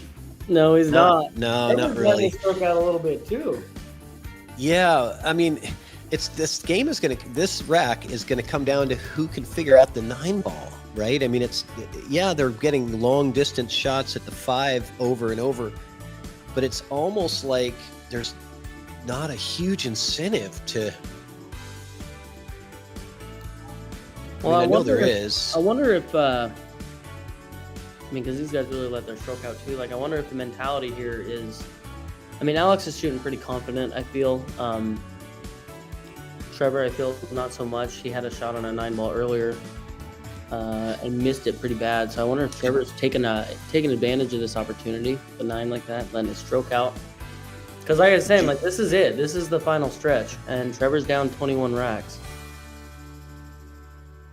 Well, down 11, but yeah, he needs 21. Well, needs 21. Okay, so we're going to see what Alex is going to get on the 9 after this shot. Where is he planning on going with the cue ball? He seems to prefer the draw stroke, but I don't think the draw stroke really gets him unless he does some kind of a drag draw and floats it over, which is not his style. I'm thinking he's going to go top this way.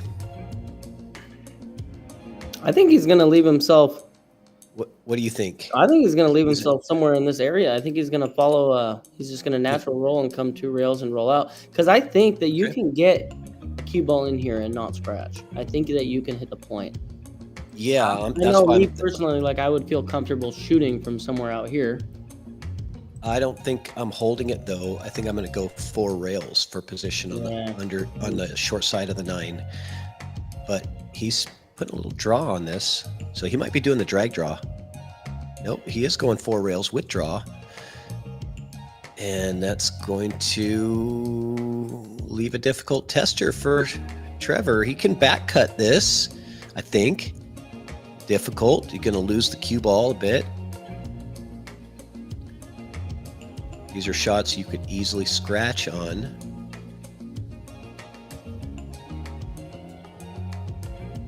Man in the chat saying he'd play safe if the 9 doesn't go in the side. The 9 does not go in the side. I am sure of that.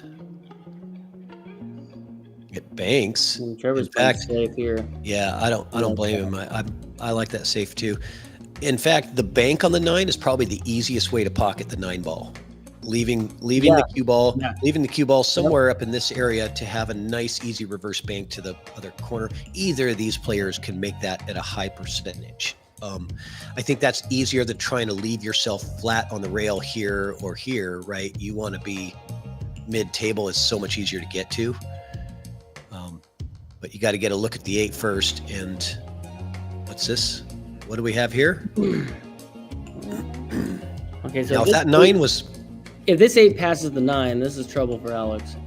It could be, yeah, because he could actually get to that spot flat on the rail right here with the cue ball. It looks like it does pass. Now, if that 9 was a little closer to the side, he could play it off the 9 into the side, but it's not. It doesn't have that shot. So he has to slow roll this thing all the way down, and he overcut it. Very easy to do when you're really trying to slow roll the ball. Now, here's where Alex should leave himself bank position because it's natural, right? Yeah. You can naturally get right here. 2 rails. Right? Don't try to force it in there to try to get flat on this side rail. It's going to end most likely not well for you. If you end up with it, yeah, center table. That's all you need to get to, and that bank is high percentage for either of these guys. Let's see if he decides to do that. Going bottom on here. Yeah, he's digging. Cue ball takes a U-turn. And he got, look at that. He got exactly where he wanted. Incredible cue ball positioning. But again, he didn't need to do that. He could have gotten easy natural position to the center table and played the bank. He forced it and he got good, but he missed the shot. So I think that shot was automatic if you're just using top and you automatically get the cue ball to the center of the table without putting any real English or anything on it. No force necessary. I like a little bit of a T-safe action going on here. Kind of try to send the 8 ball up in this area and the cue ball over here. Yeah, I like that. The half ball hit, right? Maybe a little under half ball hit. A little fuller than half. No, he's cutting. And look at this. Scratchola. Scratchola. Oh, no way. All right, let's see it, Trevor. Hold on. We got drama. Yeah, let's see it.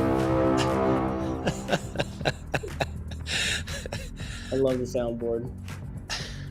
Was that too loud? No, it's perfect. All right. Drama. Let's go, Trevor. Drill this 9. This is a pressure shot down by 11. You need this. Oh. No. Titty got in the way. And what's going to happen here? What's going to happen? Not a gimme. It's not a gimme, but it's certainly manageable for Alex. Yeah. That's a tough shot. I mean, that. Oh, yeah. On a 9-foot table. Like I said, I mean, the bank was so much easier than sending that ball down the rail.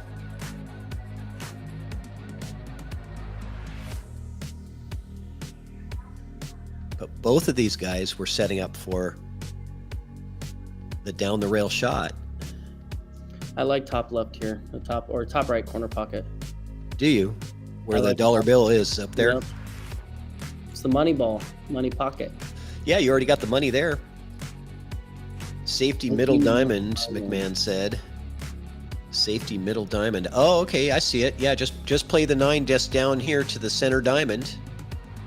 If you can hold the 9 ball here, that's a tough one to really accurately play. Oh no, he tried to draw the cue ball and he drew it right into the corner pocket, concedes the match, the rack, and we got a 10 game. Here we go.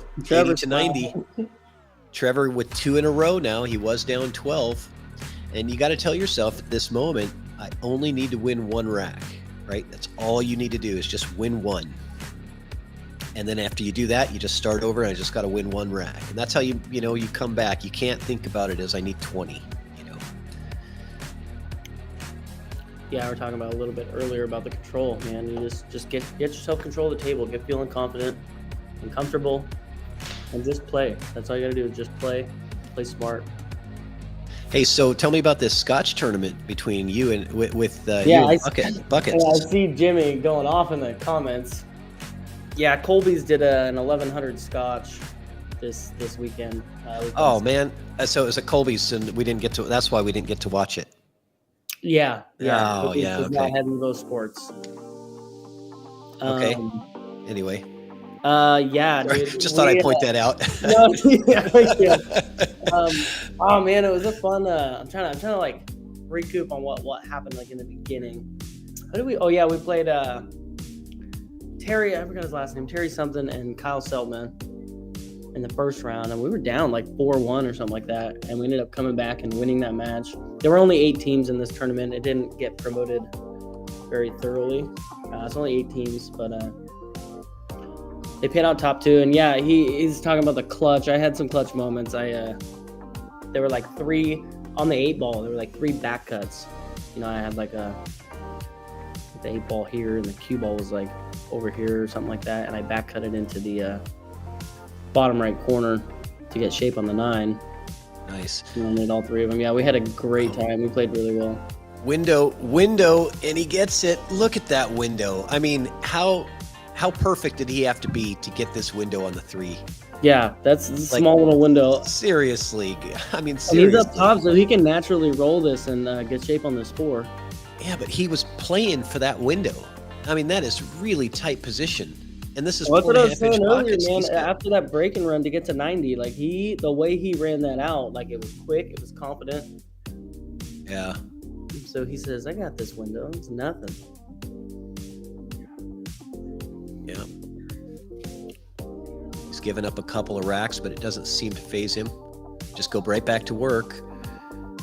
These guys have been just on top of this 5 ball. Yeah, top inside. Yep. To come around or in between. He wanted to come in between the 6-9. He rattled it. I think he was trying to come around the 6. He hit it too full. So I think what happened there is the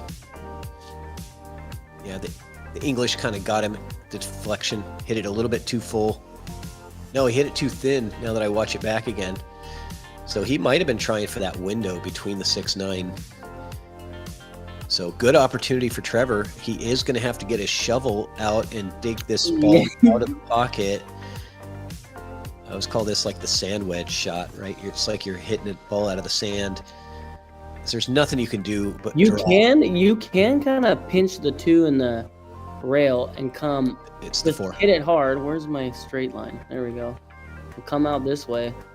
Yeah. He's gonna throw some bottom on there. It's gonna hit the corner. That's the thing. It's gonna hit the corner of the pocket and kill the cue ball. You have to dig. That's the right move right there. Look at all that draw. And there's a corner pocket there, and he's missed it again. That corner pocket has almost killed him twice in a row now, and left him with a heck of a tester. His last one on the 9 ball was much harder than this one, but still really difficult shot. Cue ball does look like it might be running into the 8 if he's going forward. So he might choose to dig on this one. Let's see what he does. This is great again.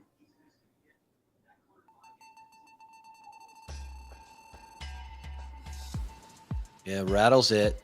And is he going to get lucky? No, not at all. No love at all on that miss. And Alex knows what to do here. Connect the dots, get back to 11 in the lead. Tic-tac-toe.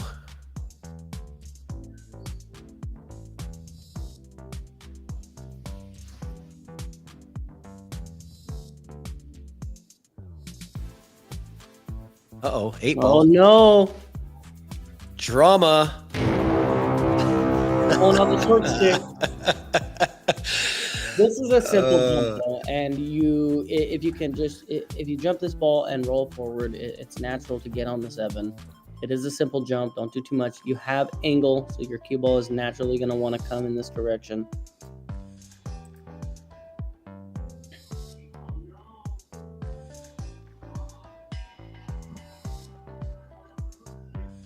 Nice jump Yeah, shot just like that. from Alex. Beautiful, beautiful shot. Money.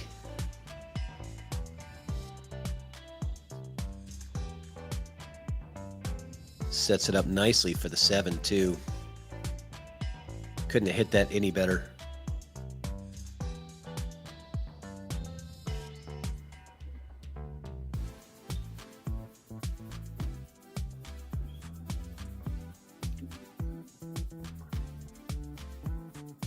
I like it. Stun out for the 9 in the same pocket if you have the angle. If not, you can pinch and hold it there. Yeah, it looks like he's probably going to pinch and hold it. Yep. Little nip draw if you don't have much angle. And he's dead perfect. This is almost inspiring me a little bit to start playing on the 9 foot. Oh, dude. We have one here in Salem. I'm telling you. Yeah, it's you get onto the toy tables, and although the congestion can kind of bother you sometimes when you're used to the open areas of a 9-foot table all the time. Me personally, I play 90% of my pool on my own table, so 9-foot diamond, and yeah, the shots are much easier on a 7-foot table, but I do get in trouble more with my position, right? So I can't let the stroke out as much, and just dealing with congestion. And you also have to be better at jump shots on a 7-foot table. They come up more often because it's just more crowded environment.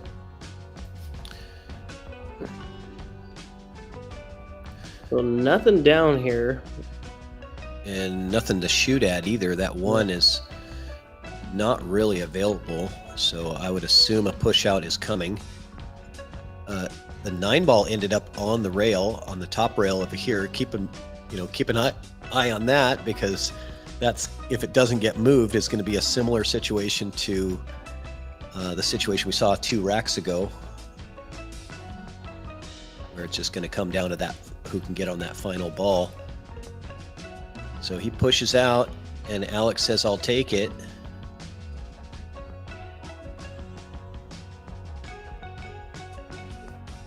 Seven is going to be in the way of position.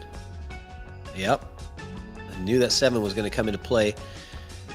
So now with ball in hand, I almost feel like,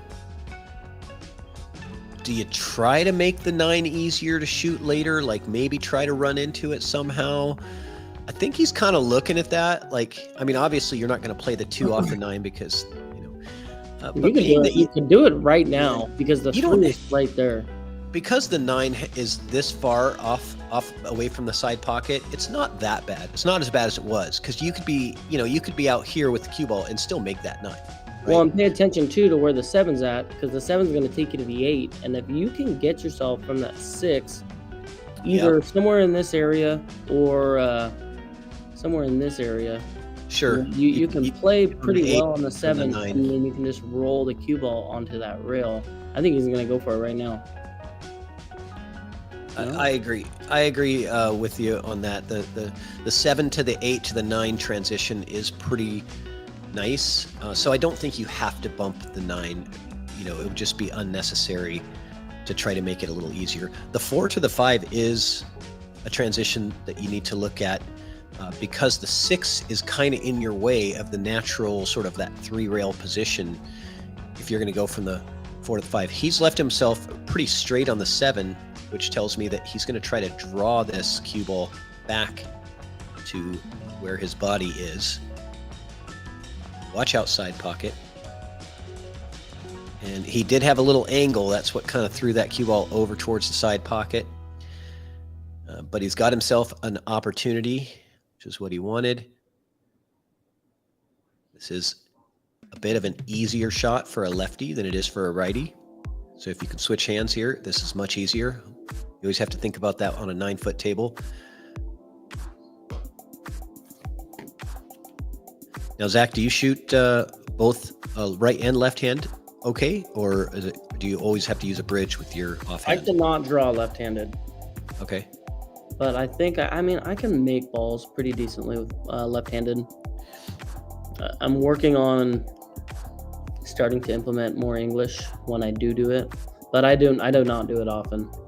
It's a good thing to practice. If you are going to play on 9-footers, it's a very good skill to have to be able to switch hands, because there's just sometimes when the table is fully in your way and you only can use a bridge to reach it, but left-handed, it's no problem, right? So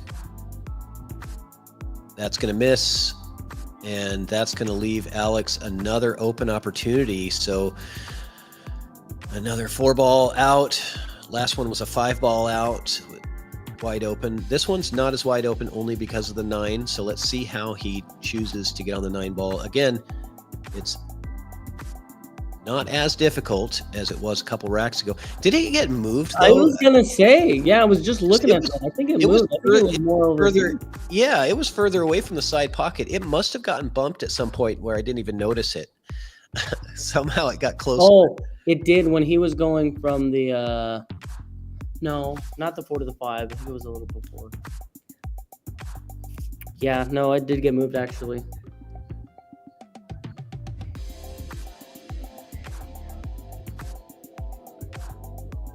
Comes out. It'll be perfect. Nice. On this 7. Absolutely perfect. That's going to be just perfect to get on the 8 to float over to the rail for the 9.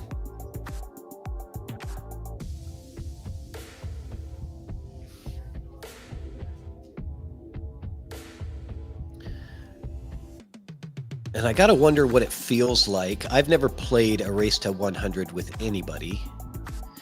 I got to wonder what it feels like on day 3 at the end like this. You know, I wish I could talk to these guys and interview them or something afterwards, because it's got to be mentally exhausting to be like super hyper focused on everything for 8 to 10 hours a day, 3 days straight.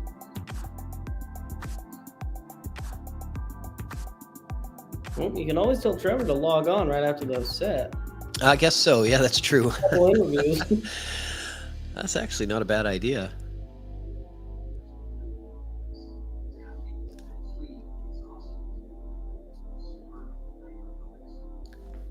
Oh, I thought it was going to rattle and hang up, and it wiped its feet and closed the door behind it for the 12-game lead.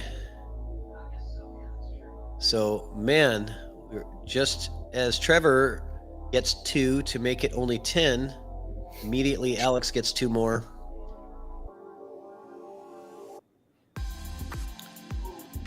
From that mistake. So we're really only seeing, very few errors, but each error is extremely costly. All right, so Alex has been really dialed into this break. Watch the 1 ball go track directly. If he hits it right, tracks directly to the side pocket, and that cue ball should come this way and back and forth like this, right? That's the goal with the matchroom cut break. You see that? Okay, so the one just barely missed the side, and the cue ball coming back and forth, sometimes it works out, sometimes it doesn't, because the balls sometimes don't clear the path, and so the cue ball has collisions. There's just a lot of more randomness with the matchroom 9-ball on the spot break from the break box, which they did that to make it more difficult for the pros so that you don't see as many break-and runs. Okay, what do you like here? You like going for the 9-ball and playing a safe at the same time? This is my patented safety with cheese shot. This is my patented lollipop, but it's going to be a stick figure now. That's what I like. 2 ball into the 9 ball, and the 1 ball is going to come up table, and it's going to stay safe. I like it. Safety with cheese.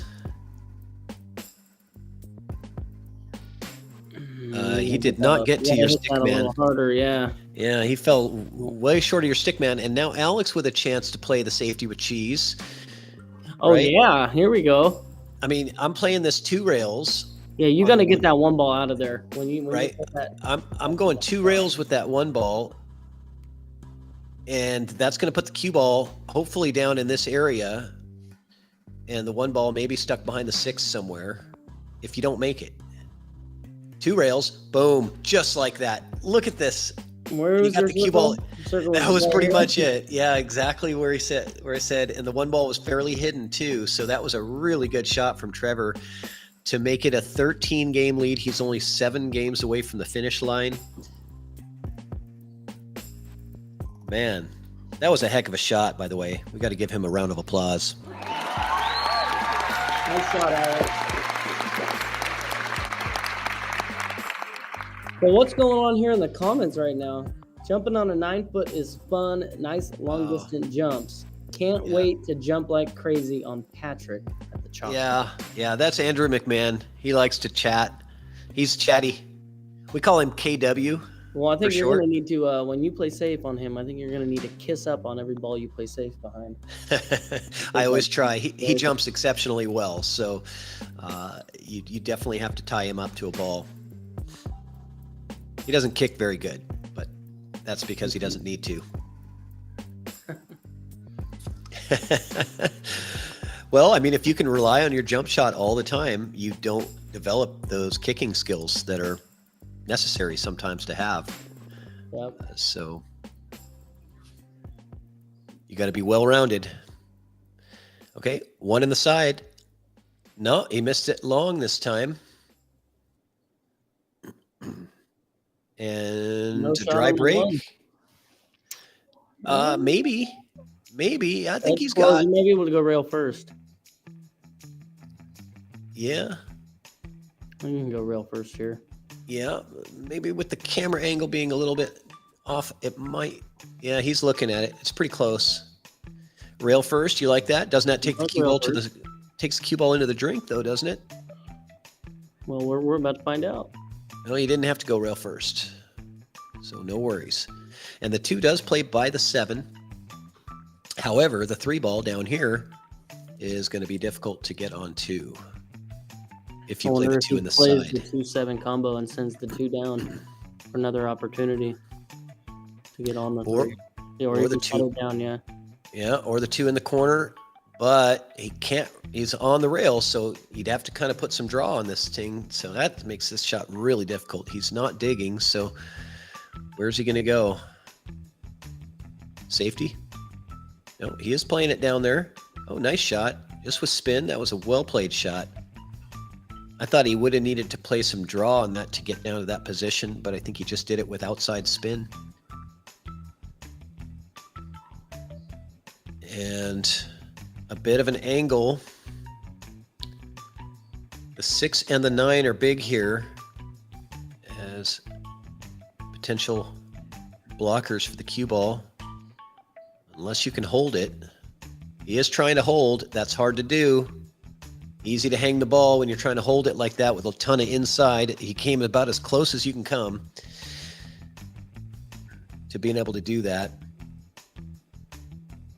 But it looked really like his only viable option was to try to kill the cue ball with inside, hit it soft, and hold that cue ball in mid-table like he did.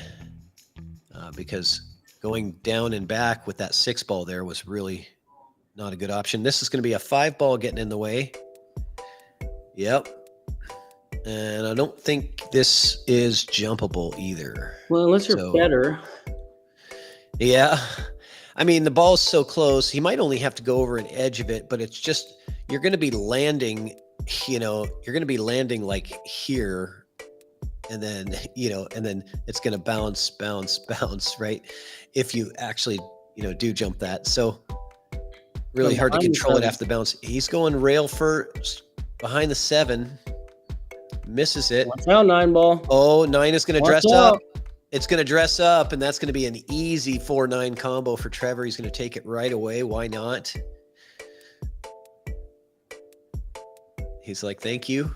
I'll take the gift. There's nothing like a gift like that in 9 ball when you're struggling to get wins on the board. Easy peasy. Cheesy. I like the sound effects. You like that? Yeah. I got all kinds of toys in here. I got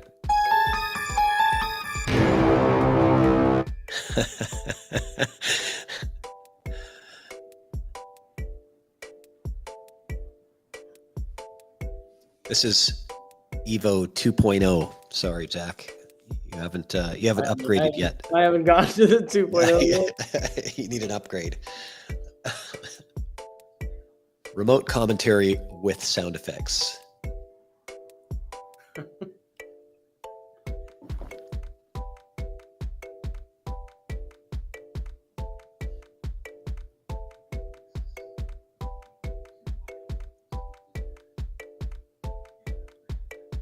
One missing the side pocket and dressing up off this dry break. So Alex with an opportunity to get something going here.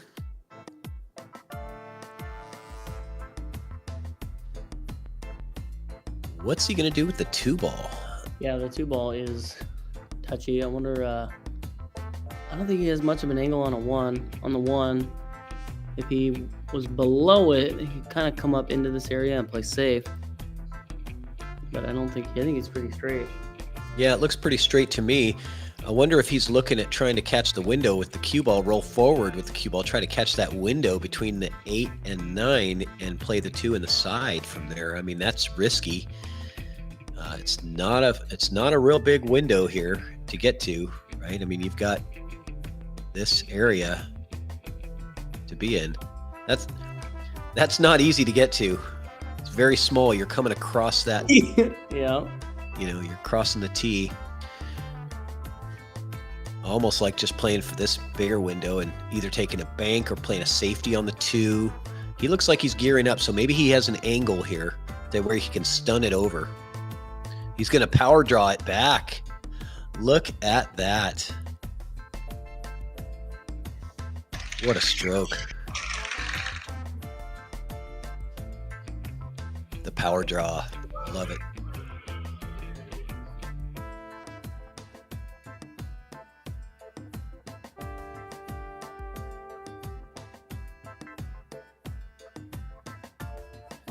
So I'm gonna look on Fargo and give us the actual percent chance that Trevor has of winning the match. So 595 against a 612, and 599 needs 19. 595 needs 19, and the 612 only needs 7. Calculate. Oh, Fargo rate. Guess what the odds are according to Fargo rate? 2%. Less. 1%. Less. It's 0.3%. So according to Fargo rate, Alex at this point in the match has a 99.7% chance to win the match. You going to take 100 to 1 odds? If someone gave you 100 to 1 odds, would you take Trevor here? Well, yeah, I'd take Trevor for $100. For $1.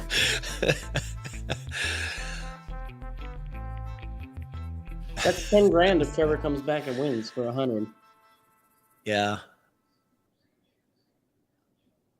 If I had 10 grand to pay you, I might take that bet. But I don't want to air barrel you. I don't want to pull an archer and air barrel you. All right. 99.7% chance.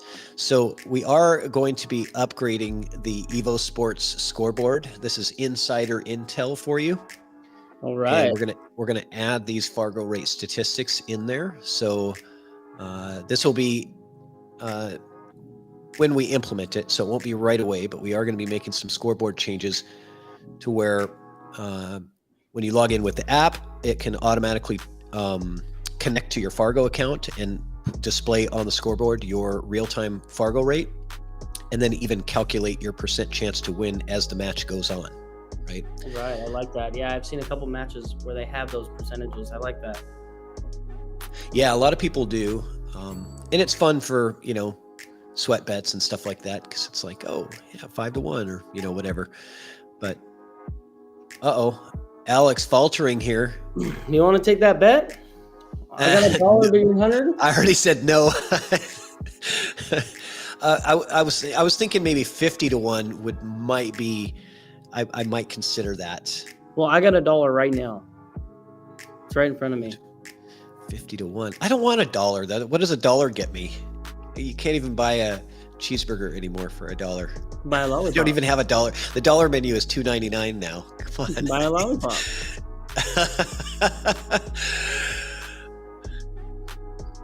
All right. So Trevor, got to maximize every single opportunity at the table from here on out. He's got to play incredibly perfect. He has to also get incredibly lucky, and Alex has to play poorly for Trevor to come back. Those three things have to happen. He has to play unbelievably good. He has to get very lucky, and Alex has to play very poorly.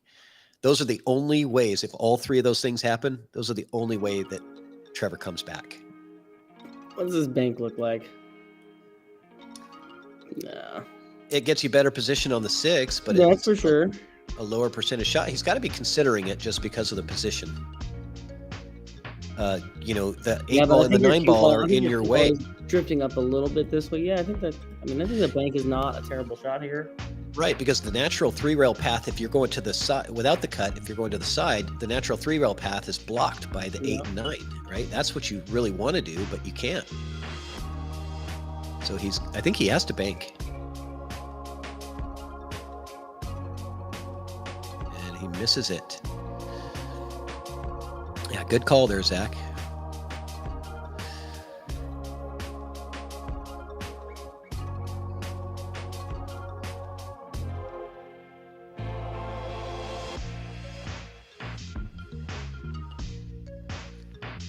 I am kind of surprised that he missed that shot, that bank. Those are fairly high percentage for Trevor. He's a very good bank pool player, good one-pocket player. Yeah, he took 20 from me. Remember that day? Over at Phil's playing bank pool? Yeah. He's good at banks.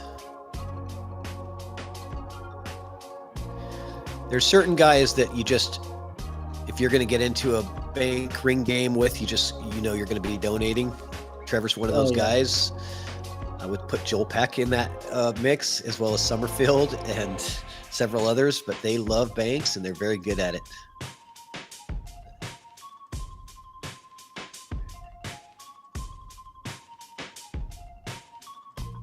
Nice follow through on that stroke. Look at how good he got too. Yeah, okay, he wanted to be right there, but close enough. Heck of a follow through on that. He was very straight on that 7 ball, and he just followed through with such a good stroke on that ball. He ball did just what he wanted.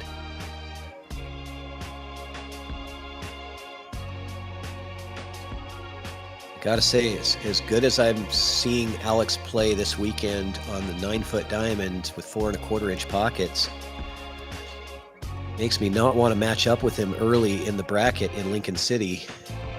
I'm sure we'll be in the same bracket, but yeah, I'm curious. I'm gonna play singles this year too. I'm at 565, and I think I'm at the bottom end of platinum. Yeah, you're right on the cusp. It usually breaks right around 570, but it all depends on how many players they have at which skill levels, right? So if they have a lot of higher end players, then that'll be a smaller scale. might go up to 580 even if they've got a lot of players between 580 and 625. But usually they don't have enough, so they have to expand it out into 570, 560 range to fill up platinum. Yep, So, I'm right there. Yeah, I'm ready for either bracket. You're either going to be at the top of gold or the bottom of platinum.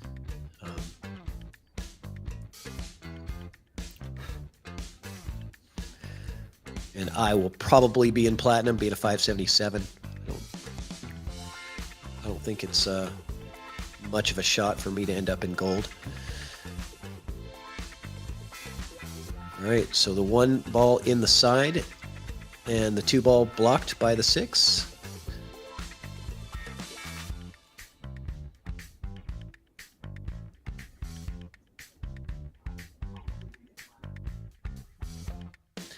I wonder what the percentage, if somebody was keeping track of stats, that would have been cool, but I wonder what the percentage of 1 ball in the side off of their breaks has been, right? Is it 50%? Is it 70%? Is it 20% for each player? From what I've seen, I think Alex is more consistent with that 1 in the side, but both of them are trying to make that shot every single break, right? Yeah, I wonder if we can create like a statistics board for EvoSports just for kind of the studio to have. That's an interesting idea. We'd like to have AI do it for us. I mean, that's really the goal, because humans are just hard to find to do stuff. Yeah. And they're also prone to making mistakes and, other things where AI may not be perfectly accurate, but it'll work all the time, So it would be nice to have the AI analytics implemented. We do believe that will be coming within the next 6 to 12 months as far as the basic stats, balls on break, make percentage, miss percentage, these types of things. That's not going to get it done, Alex, with the double kiss on the 2. Although Trevor is hampered of queuing over the top of the 9, it is a fairly simple shot. And hopefully Trevor can pocket this 2 and try to hold for the 3. I think he needs to hold in here for the 3. See if he can hit my circle. What do you think? He's not going to try anything else, right? He can't go past that. I think it's going to go farther. Yeah, I do too. Yeah, it's going to go past the 8. He wanted to, if he would have hit the 8, it would have been okay. Yeah, that was really tough to hold. Kind of a weird position he was in. Yeah, being tree-topped over that 9 didn't allow him the full ability to put some kill on it.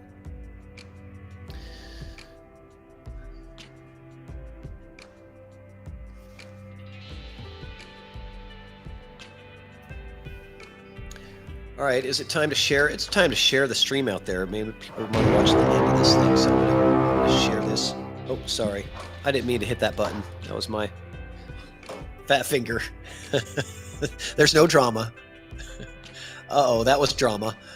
Oh, no. A little bit of drama, I guess.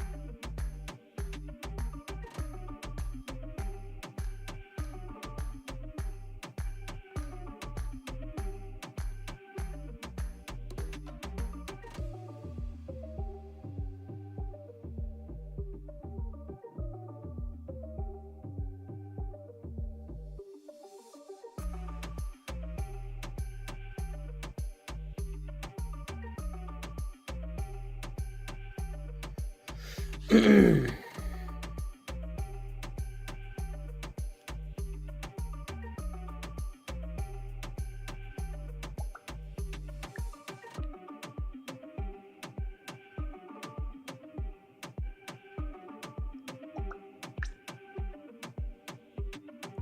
right, just doing a little shares Yep, shared it as well. on Facebook for this final few racks of this marathon event. See if we can get us up over 11 viewers.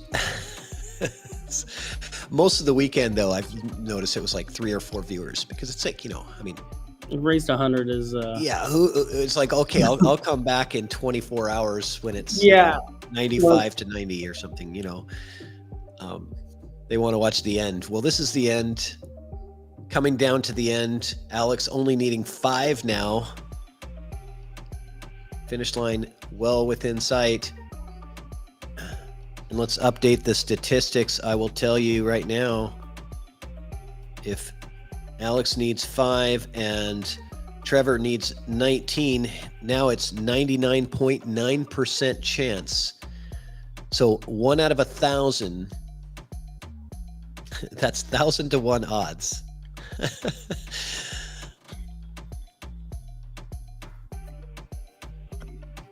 Fargo rate says a 612 getting to 5 racks before a 595 gets to 19 racks is a 99.9% chance.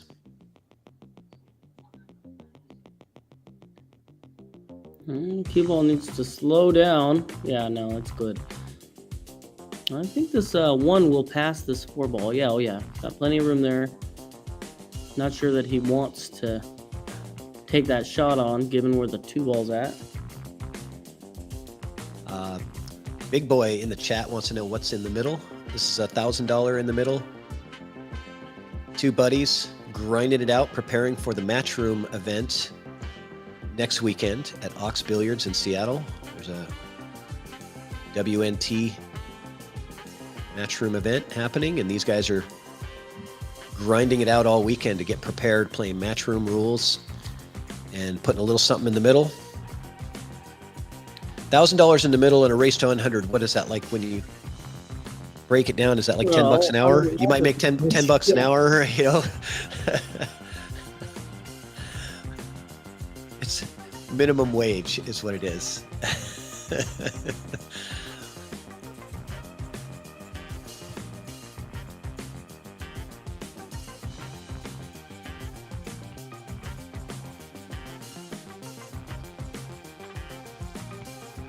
A nice jump shot from Alex. A shot on the 2 ball. He does, and he can draw from this position to maybe get short side on the 3, I'm wondering. This is going to be interesting. I think he's got enough angle. Well, no, maybe not quite enough to kind of pop out. I don't think he has enough. I don't think he has enough to pop out because he would have to pop out to here to get shape on the... Yeah, he's got to draw it to short side on this. Oh, I was looking at the 7. Yeah. Oh, man. And he missed the shot, but what an attempt. That was very tough to do. He tried to cheat the pocket a little bit to try to hold that cue ball with a little bit of space between the cue and the 3. And in the process, gets a bit fortunate. Trevor looking at a rail first kick at the 2. He's got to come just past the side pocket, I believe, and he drills it. Nice shot, but no future reward by coming into that 4. It killed his hopes for continuing the run, and he's going to have to jump over this 4 just to get a legal contact hit on the 3 ball. That is the 3, isn't it? Or am I looking at the 5? 3. That is the 3. Okay. The 5 is right here. Right. Man, I have this little baby mouse, so it's tough. I'm gonna make real little.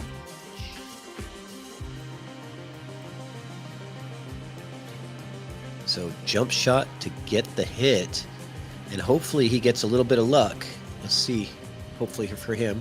We all want to see a bit of a comeback here, don't we? Oh yeah. I mean, come on.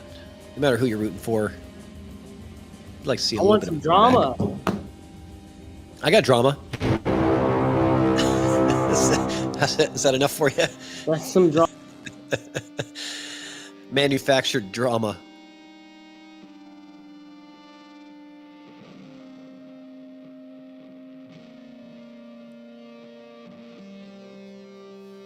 Hey, we got it up to 20 live viewers now. Let's keep it going. Share this thing out there. Trevor is the 99.9% or 0.01% chance underdog. It's 0.1 actually percent. 0.1. Yeah. Well, that's better than 0.01, wouldn't you say? Well, 1% would be 1 out of 100. So Yeah, 0.1% would be 1 out of 1,000 times. And this could be the 1 out of 1,000 times that he does it. You just never know.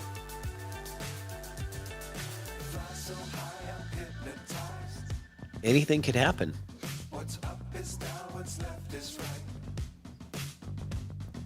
Chasing stars and holding you. I mean, I think at this point, though, like for a comeback, you need like Alex would have to like, fracture his wrist or something, so he can't play. No offense, Trevor, but this is a pretty deep hole, man. And we're really hoping that Alex doesn't fracture his wrist. I'm not saying that. Just saying that's how low the percent chance of Trevor coming back. But look at this 8-ball. Gets a little bit tied up. Got a nice kiss on the 9, though. That could have easily snuck behind that 9-ball. Yeah, you're right. And I think he's got enough room to draw back out. I think he needs to be somewhere in, this area with the cue ball to have shape on the 8. Is ideal. You get there. Almost got to my line, so it's pretty close. I think he's good enough. Yeah, he got there. Yeah, he's good. He's going to draw into the 9. Oh, he was able to draw around the 9. Alex smells the finish line. He can see it. He sure does. And now what do the odds say? 0. Now the odds went to 0 because Fargo rate doesn't calculate below the 1/10 of 1%. So it just says player 2 odds 100%. So Fargo rate says it's over.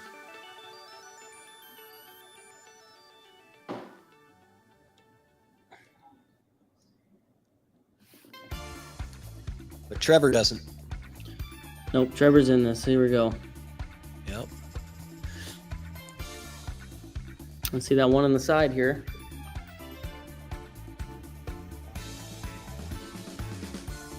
Close. I wonder if there's been any 9-ball breaks. Yeah, that's a good point. I don't know. Like I said, I've just been kind of popping in and out here and there throughout the weekend, but I haven't really watched a whole lot. Just kind of checking the score.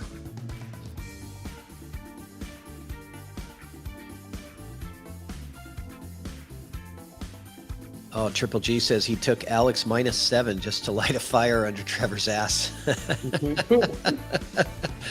Well, that's a good bet. It's looking pretty good right now.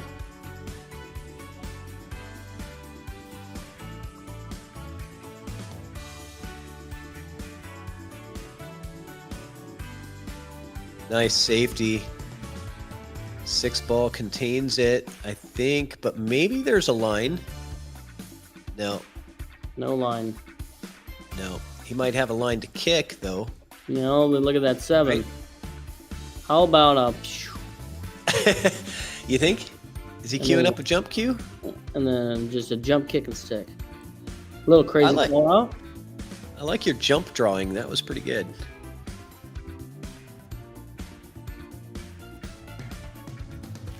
Yeah. Flat here. You don't have to elevate too much. So he's going with a little bit of... Yeah, he is. A little bit of jump here. Jump kick. Get in there, baby! Nope. No chance. He's on the rail, though, so he's not going to sell out. Yeah, sitting on the rail does impact Alex's ability to do a few different things here. He's probably going to just come rail first with inside and spin the ball in there. That's the shot I like here. always have to watch for the scratch when you're doing that. Wow, Look at that. Woo! That is money. That was money. This kid is playing at a very high level. Dangerous.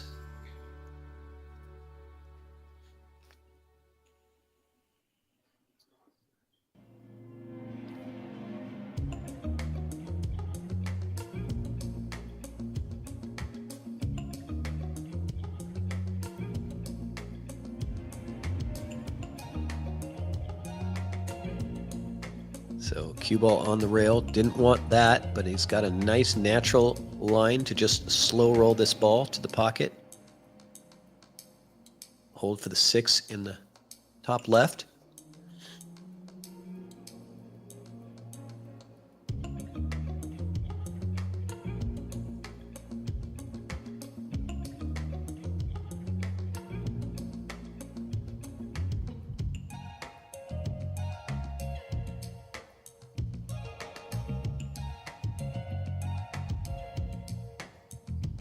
Nicely done.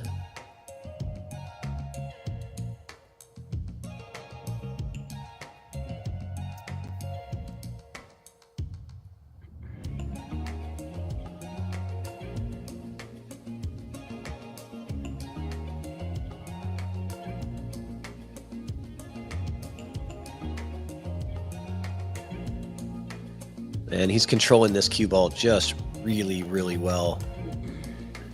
Here he can choose to either just stun over to the short side, which I like, or he can draw back for the easier shot on the 9, but that puts the scratch into play. If you try to draw this thing, back this way, you could draw too much, end up in the side. I like just stunning straight over this way. He likes drawing all the way back and out. I got one for that. Yeah. What was that sound effect? The race car.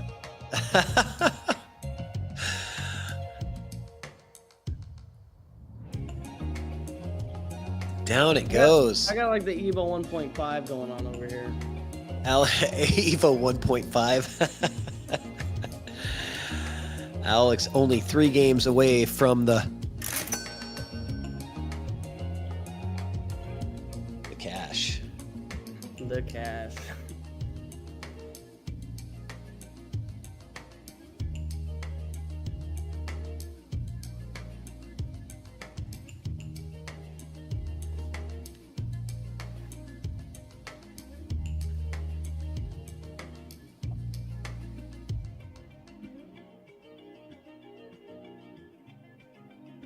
Here we go.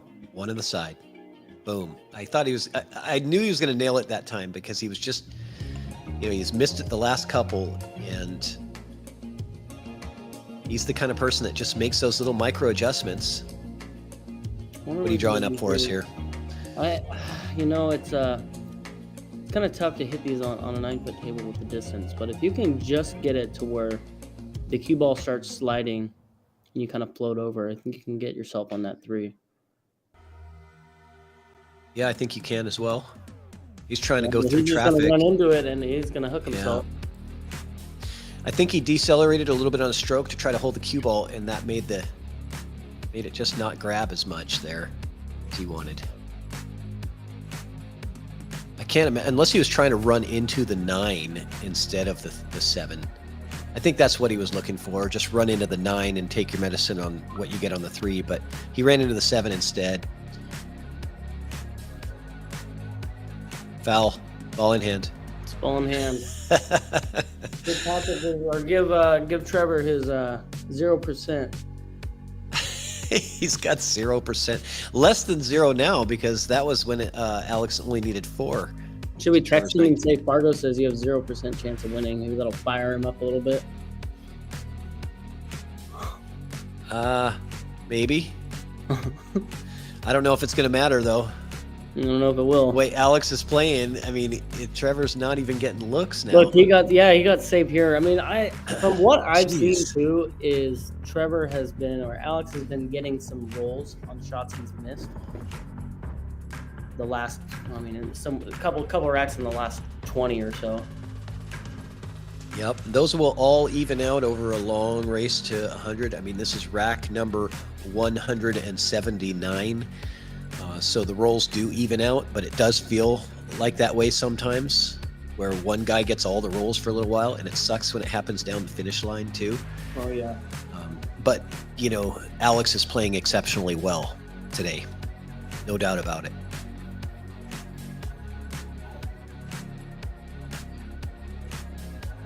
He's playing the 9. You gonna play? Why not? Play for the cheese. Here we go. Nope. Play for the bank. I might have taken a swing at the cheese there.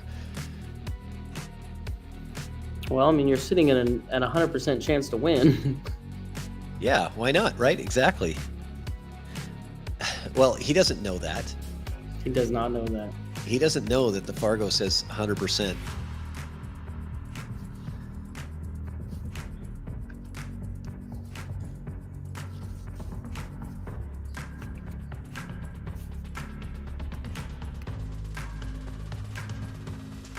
Nice stroke from Trevor, showing that he's not giving up. That's a good stroke.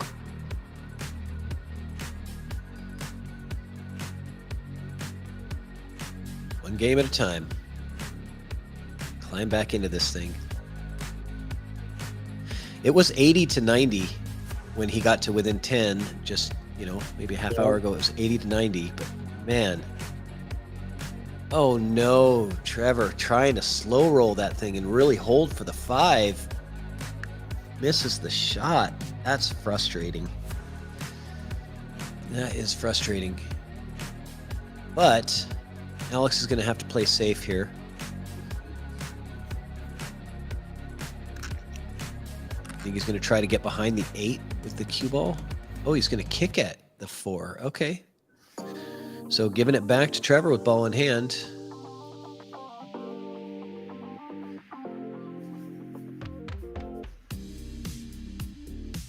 That was an interesting play. I think probably similar percentage to playing the safe and getting successful with that safety was difficult. So might as well go for that kick shot on the 4. See if Trevor can hold it together. He needs to not touch the 6 ball. Unless he's playing a combo.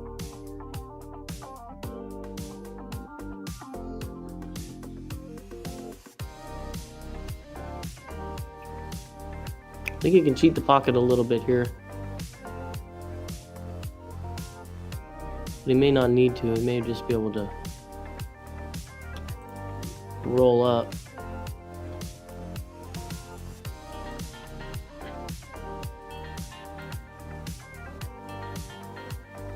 Yeah, that's kind of the line I was thinking originally.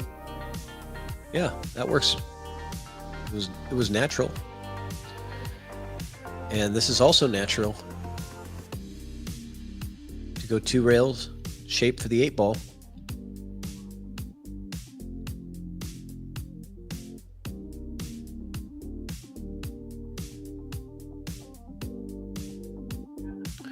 It's hard to feel real motivated when you're down this far in a set. And it just looks so dismal.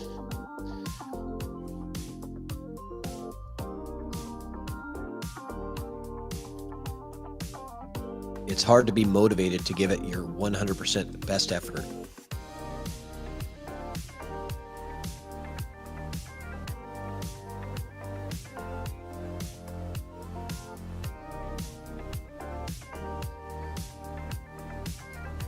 Rattles the 8 ball in.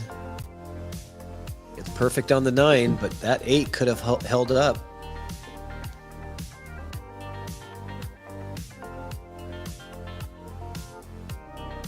Well, every comeback Trevor with 1 win. That's right. The comeback starts here. Trevor only needing 18. Fargo still says 100%. Checking it.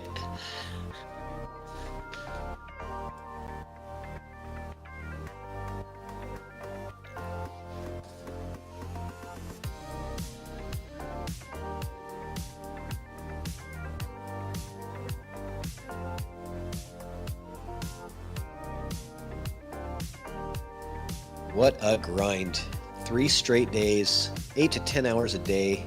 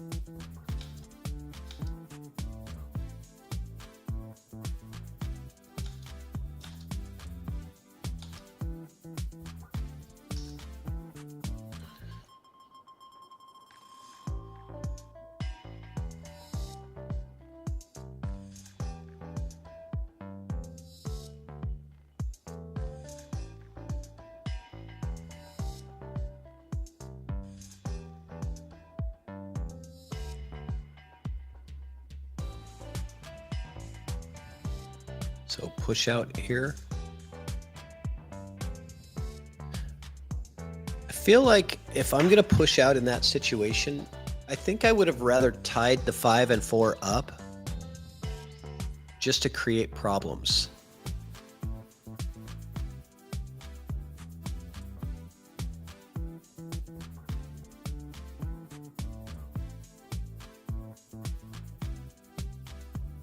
Look at that safety. Woo! Man. So Trevor's push out leads to a pretty close to jail safe from Alex. If he got just an inch closer to that 6 ball, I would call it jail, but I'm not calling it jail because he does have the 1 rail to the 2 ball on either direction that he wants to go. This direction, you got to be careful because if you pocket the ball, it's dead on the scratch line, right? If that ball goes there, that cue ball goes here. It looks like anyway.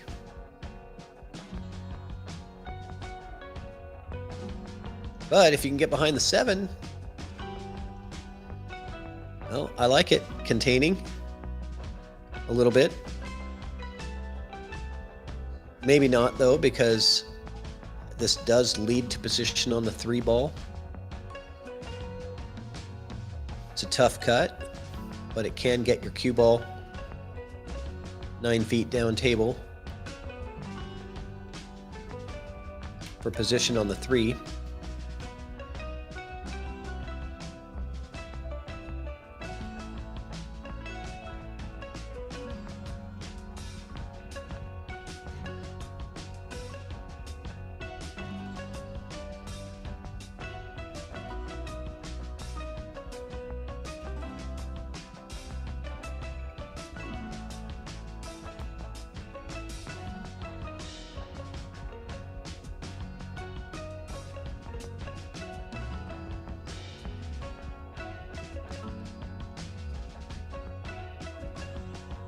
Look at this. Wow. Did he get a favorable bump off that 8 ball or what?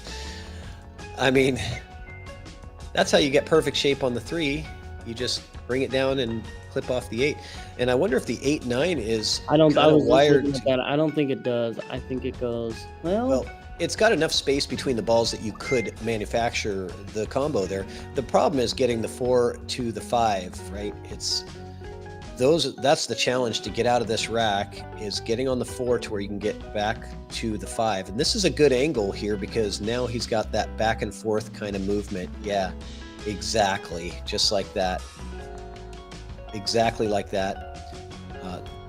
The challenge here is a lot of times we do this. Yeah. Oh, yeah. How many times have we done that move, right?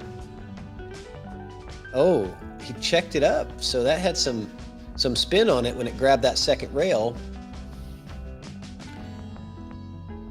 And we're going to be seeing a safety, I believe. And he wants to know, can he thin off of this 5 to bring the cue ball down into this area in here, right? That's where he wants the cue ball. It's hard to know from the camera angle if that's possible. Clipping a thin piece to 5, can you get enough? Because it kind of looks like the cue ball's going to hit here and maybe only do this, right? And kind of sell out a shot. Yeah, he's looking in different directions. Yeah.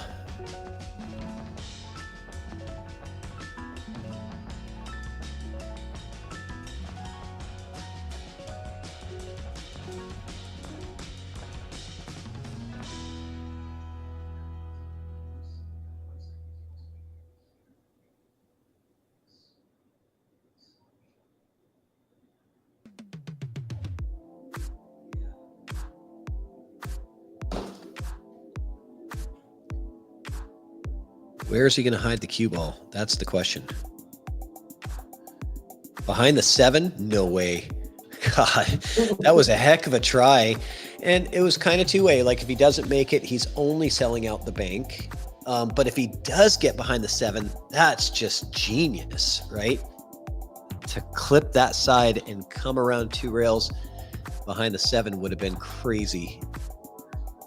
Heck of a try. So Trevor looking at either a bank or a cut, unless he wants to try some type of a safety, which I don't. There it is. I'm like, I don't see it. There it is. There it is. Wow. Trevor with a big time safe.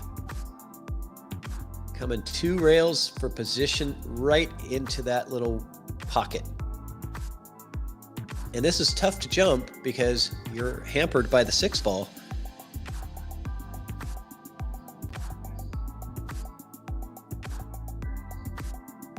Yeah, he's looking at the 2 rails here, just for a hit.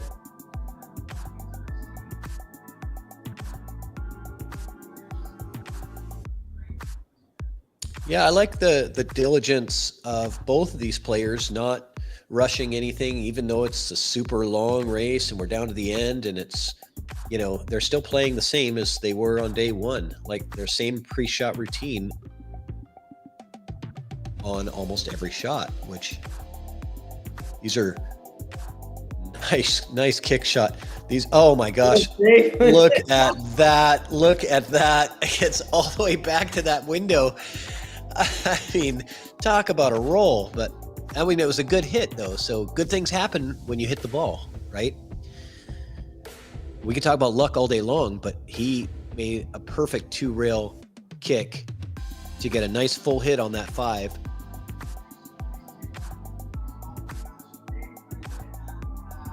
Wow, unbelievable. Trevor's got to be like, are you kidding me?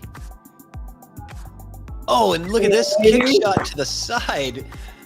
He's gonna get hooked here by the 7, but man, beauty. Yeah, but that was, we all can appreciate a good kick shot. Where does this line end up? Yeah, this is. Yeah, spin kick the 6 into the 9, cross your fingers, right? Hit it hard. That's the strategy. Oh, he could see it. Yeah, I didn't know that. He got look saved? at this. Get past the side pocket. I think he did. I think he's pretty safe here. He might have sold out a cut down the rail, though. I don't know.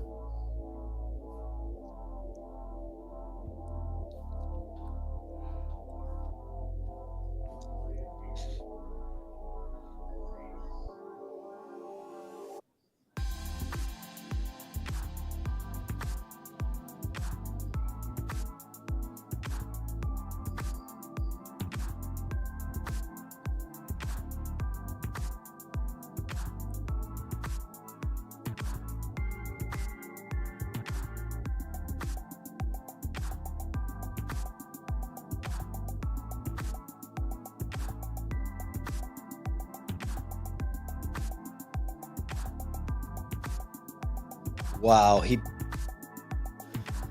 So I think we're gonna see if your 8-9 Uh-oh. combo. Did the internet freeze up there? What's going on? I'm here. I'm watching. No. Are you getting choppiness on your screen? I guess a little bit. Okay. Started to freeze up. I just wondered if that was on your end as well. No? No, Well, it looks like the video on YouTube is fine. Maybe it's me. All right. So pretty straight here. So I think you can just stop shot right here and go for that 8-9 if it goes. Yeah, I think with as straight as he got on the 7, that's his only option is to play the 8-9 combo.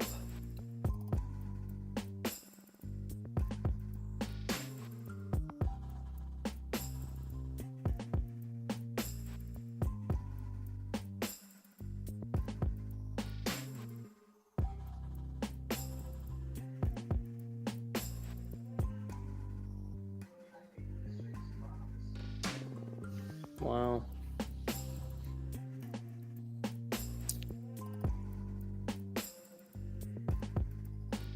All right.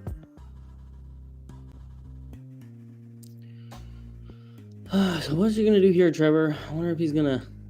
I wonder if he's gonna try to get perfect right here, or if he's gonna break it up.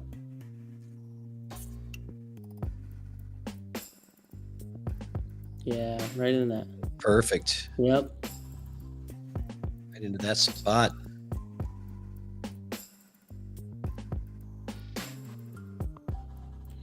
He's down by 15 racks. Race to 100.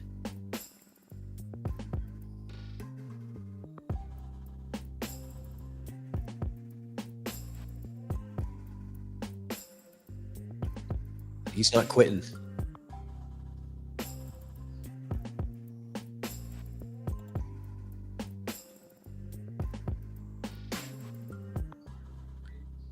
There he goes. Trevor, only down by 14 now. Comeback is on. He won the last 2, I believe. No, I don't think so. Did he? Yeah, I want to say he did.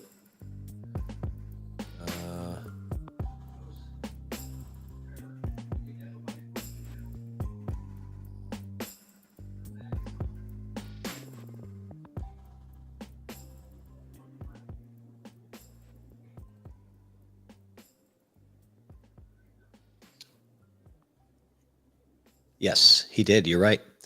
It was 81.97. I just went back on the YouTube and checked it. One ball missing the side pocket. And it dresses up for the side on a dry break for Alex, who's going to be looking for the break and run. He does not want Trevor to come back onto this table at all. Very good layout for the run. Slight angle, which is nice. Helps that cue ball float past the 6 into the prime position for the 2. He's gone a little far. And that's going to change his strategy up a little bit. Obviously, he's coming through the position window, but obviously he wanted to be nice and straight on this 2 right here somewhere so that he could just do a super easy transition from the 2 to the 3. But now he's looking at a back cut to the corner, and that's going to let the cue ball go a bit. Not sure if he can get by the 3 without clipping it.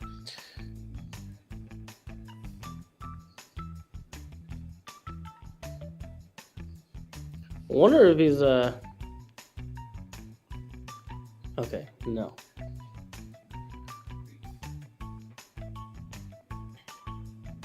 He does make it past the 3 without clipping it, and just rooting for that cue ball to travel a little further, trying to coax it on. So a bit of an angle on the 3 now. So hasn't gotten back in line after overrunning that 2, but he's done a pretty good job of cutting it down a little bit. And you don't have to get back in line in one shot. You can take 2 or 3 shots to get back into the prime position. And he took him 2 shots, and now he's perfectly in line for the run out.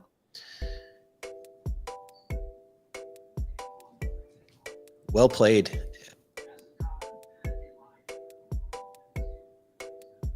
I like that shot a lot. Using the 4 to slow down the cue ball. It was very intentional and very smart.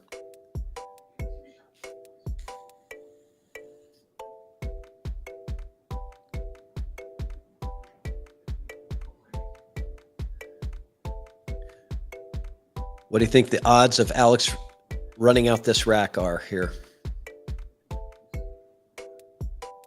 He's got a, let's see.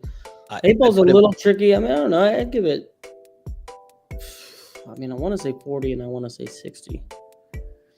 I'm thinking 80% chance to run this out. Because I think just the way he's playing right now. Oof. That was a little risky to slow roll that like that. Could have gotten in trouble. Came out okay. I'm going to take my percentage down a little bit, maybe to 70 or 60 now, because he's not ideal. And you're right, the 7 to the 8 is the transition that could get him hung up a little bit. Jimmy Bucket says 31.8547%. Yeah, Buckets. That's very specific, man. He's gotten down to the 4th decimal point.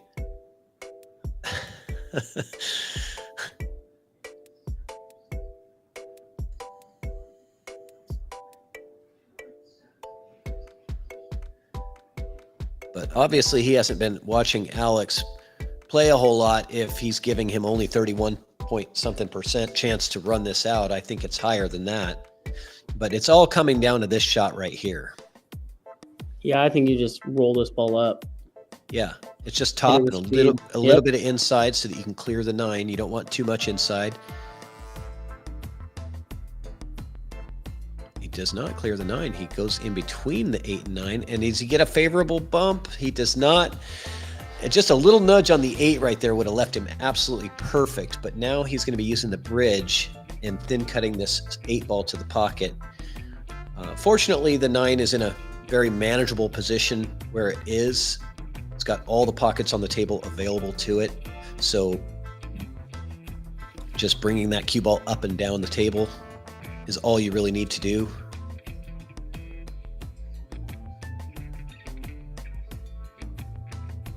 He's not using the bridge.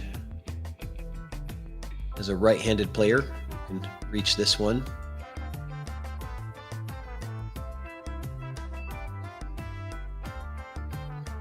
Sends the cue ball into a perfect spot. All right, what are the run out percent chance now? 99.9%. Yeah, pretty much.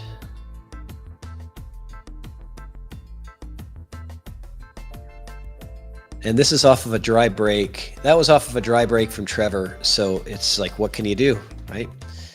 You got to have success on the break. But like I said before, Trevor has to play exceptionally well, get incredibly lucky, and Alex has to play horribly bad. And none of those things are really happening. And he has to have all 3 of them happen.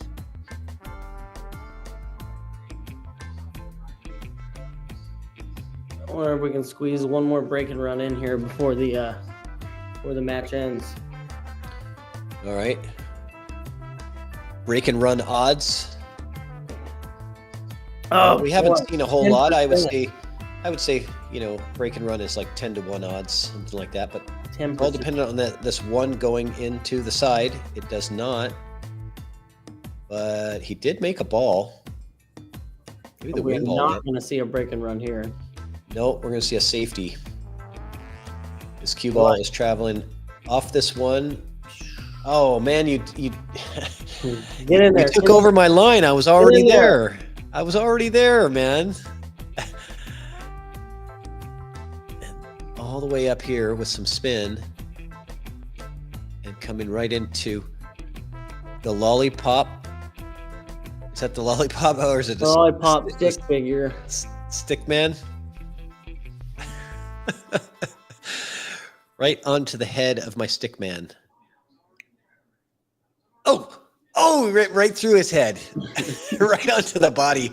All right. That was really good. Great shot from Alex. And I know it helps him when I draw the lines. The players always tell me that really helps when they can see the line on the table to follow. Yeah, no, absolutely. Yeah. Like right here, we're going to do a... I think he's shooting right at it. Is there a window here? There was a window. Oh, my goodness. Right on that 8 ball. Oh, look at that shot.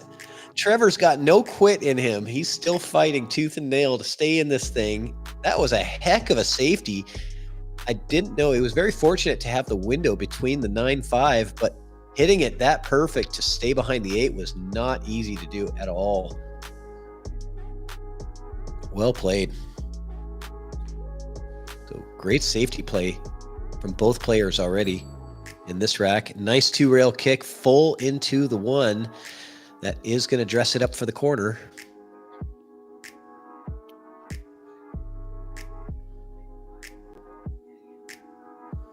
I think you can just stun right over for this 2 ball. Let's see if we can.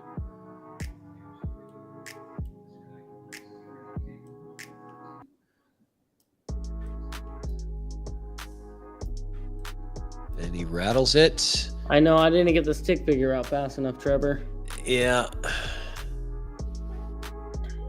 I think Alex can see this 1 ball. Yeah, I think so too. If not, he's going to have to play rail first, but I don't think he's going to have to play rail first. Yeah, I think you can kind of force follow this into the bottom rail and come out. Yeah, you don't want to play this rail first anyway. It's the position. He doesn't have to. He's on it. Just like that. Now the 6 is going to come into play here. You got to avoid the 6 ball to be able to get shape on the 4. And he's looking at it. Can he get that cue ball to miss the 6? Or do you play it to run into the 6 off the side of it and come back up table? He misses the 6. Well done. I didn't know that was possible.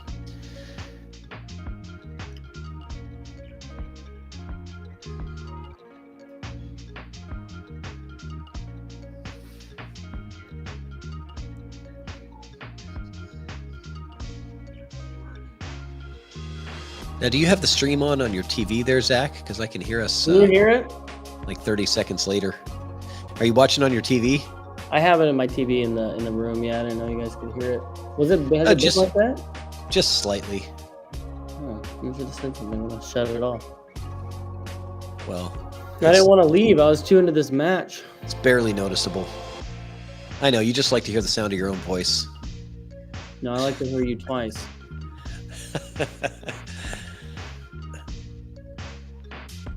All right, this could be a 2-way here to use the 9 and hold for the 6, and you could potentially pocket the 9. I don't think you're trying to here, though. I think if you make the 5, the 9 goes into the rail here.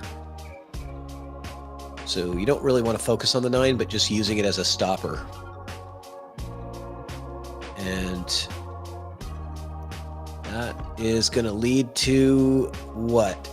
You like a safety here? Do you think he can spin this around to the backside of the 6 and hold it? I think it depends on how you're feeling. Getting shape is going to be tricky. I do like safe. You can hit it pretty hard and stun over. And kind of end up behind it. Just like that. Yeah, he put a little bit outside on there, released. And he's going to give up a look at it. He was definitely trying for that stun that you were drawing up.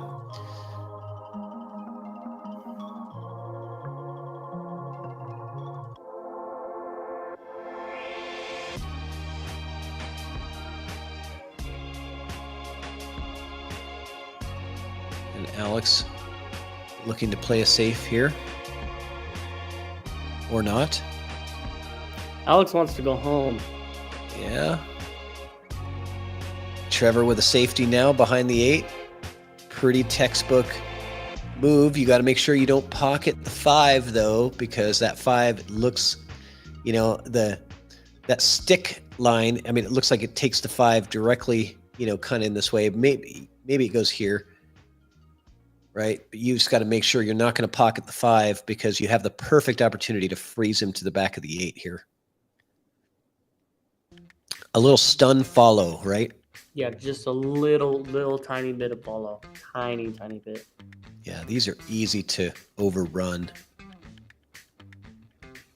So he doesn't do the stun follow. He just, that's a more high percentage. I like it. Whoa, this 5-9 looks like if Trevor gets the ball back. Good point. The run out's pretty easy too, though. The run out is fairly simple. The 8 is in a tricky spot, though. Yeah, kind If of. you can get yourself on an angle on the 7, you can set yourself up nice for the 8. Yeah, you're right. If he does get ball in hand and everything is in the same place, he might have to look at that 5-9 and just weigh the odds in his mind of running out versus comboing in the 9. It does look like a high percentage combo to the side with ball in hand anyway. Brendan's on the chat, says, why is Alex not being in the talk to Team Oregon? Yeah, that's a good question, Northwest Cup, actually. For Northwest Cup consideration. Look at that. Ooh, And on the 8. 8. He gets rewarded, and he gets a leave on the 5. Oh my goodness. What are we watching? Can that be the shot to get him to the hill? Zach, that was, I mean, that was serious, dude. The 2-rail kick onto the 5. Gets the fluke on the 8, but that's the reward for making a good hit. As good things can happen when you hit the ball. Uh-oh. Noah's going to find the... Oh, no. After all that, he's going to turn it over to Trevor with a 3-ball out and ball in hand. And Trevor with the goal of just making it respectable now, right? I mean, that's kind of your goal, is you want it to be, at the end, you want it to be a respectable score, you know? Yeah. Nobody wants to lose by 17.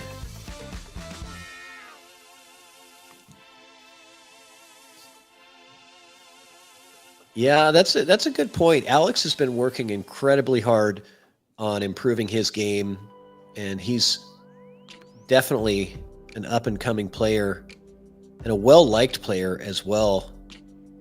Great manners and demeanor, good sport. Definitely think that he has to be in the conversation for Team Oregon.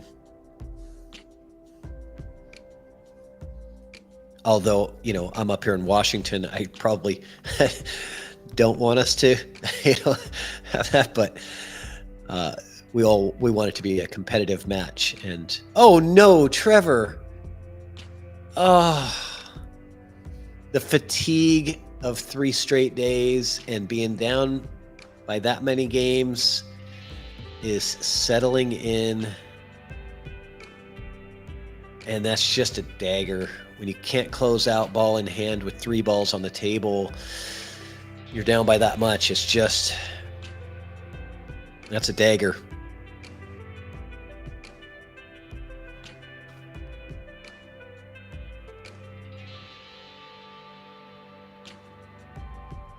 Alex takes full advantage and goes on the hill, the long-awaited hill. Here we go.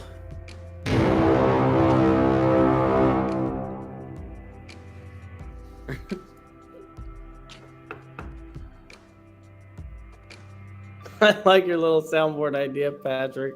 I just did that to make you jealous, Zach. I know. I have my little soundboard here. I don't know if it's quite as good as yours. I don't even know what yours is. Is it integrated into EvoSports? It's what I use for my microphone. It's a mixer board that you can buy at a music store, and you can preload different sound effects on it. And I use it for my microphone because I have a higher quality microphone than just like the laptop mic. Although laptop works fine. I was jealous, so I had to go on the App Store and download a button. What is this? It's called Hundreds of Buttons.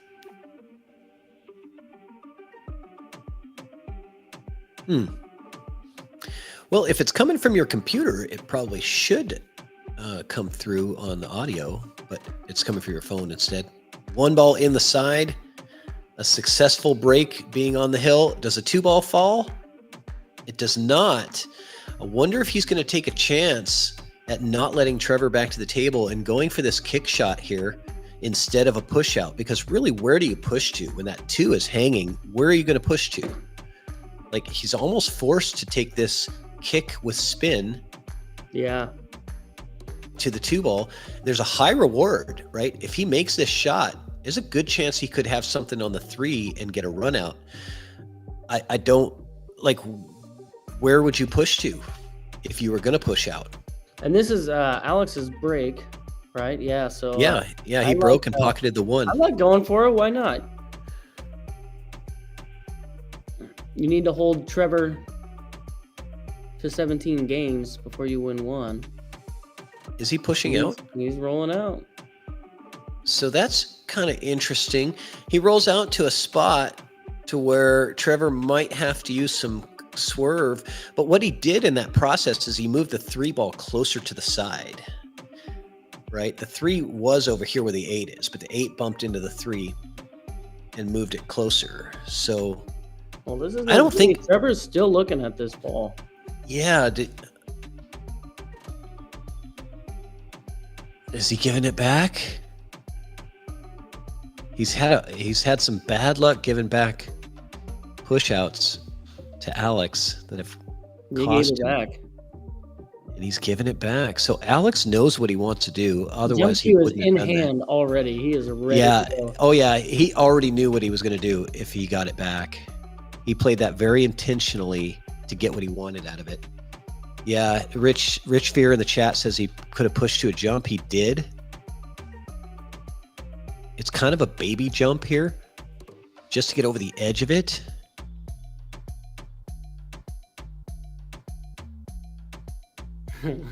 And Alex taking full advantage. That was very strategic, knowing that Trevor would probably give that back. I mean, normally you get it back when you can't see the ball and you've got to jump. You're almost always getting those back, especially at our level, the 600 level. But Alex pushed to his strength, which is a jump shot. Can he?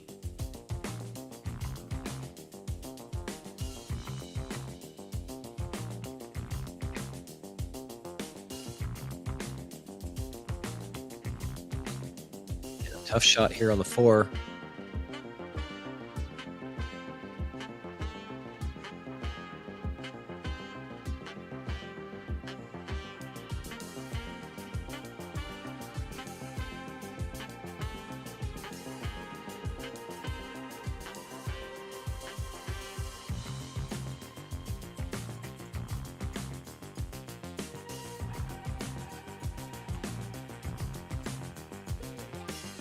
And a missed shot on the 4 ball.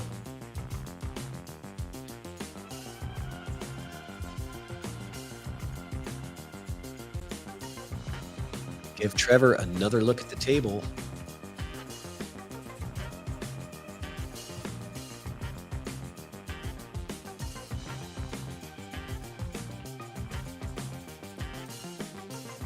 And Trevor failing to get out of that last rack with ball in hand and 3 balls on the table. So you know that the fatigue and just the mental exhaustion of playing from behind for the entire time, all 3 days. I don't think Trevor has had the lead once. I think he's gotten as close to 2 or 3 games over the course of the weekend. But Alex has just kept the pressure on, and although Trevor has really stayed in the mix, this lead is probably the biggest that it's ever been by 16 games. Alex saved the best for last. And that's going to give Trevor what he wanted here.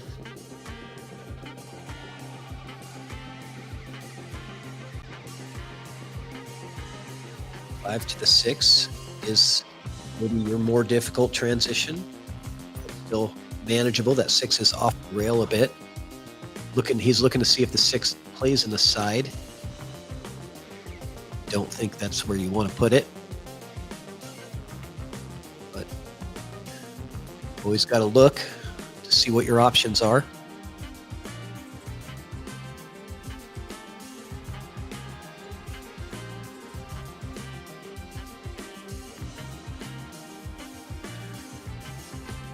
You know, and as diligent as these players are with their work ethic and how much they practice the game, you know, you have to imagine they're going to watch a lot of this back, see what they can correct, right? But that's a lot of hours of footage to watch back.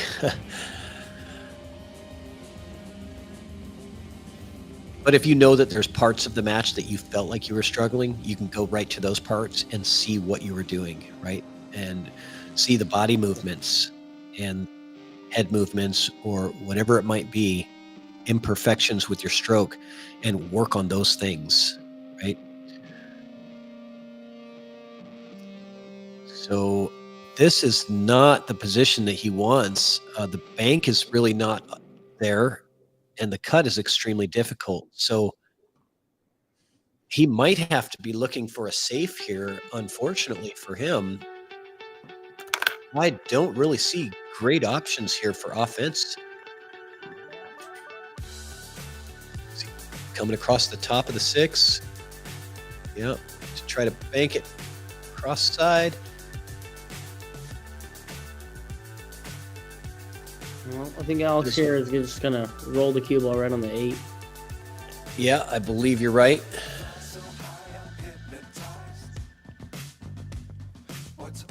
That's where he wants it, right there.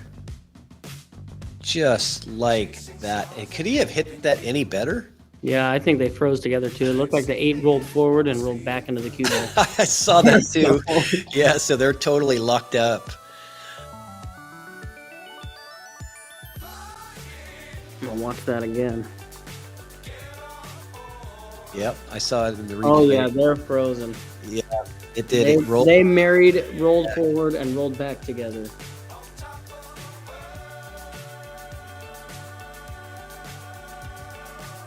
Triple G says these two only stop playing for sleep.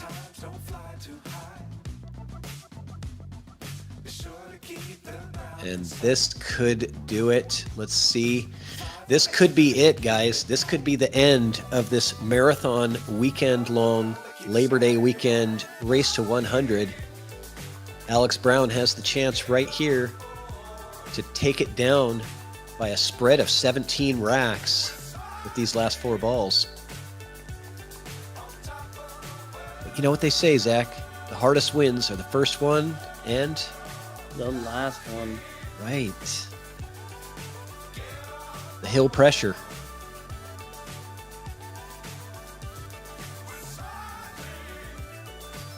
But if I was betting on this, I would bet that he gets out here and Trevor does not get any more shots at the table in this match.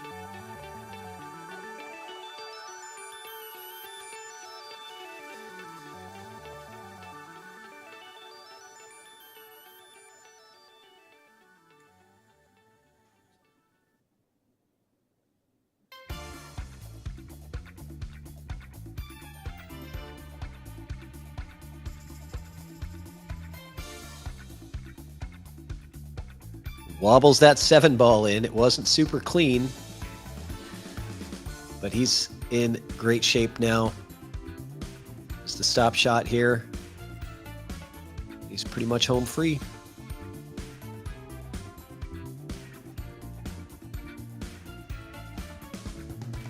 Oh, and the concession. No conceding. Matchroom rules. You are not allowed to concede in matchroom. Okay. I thought there was maybe it was just that sigh of relief, like, okay, I finally did it. And there it is, the 9 ball down.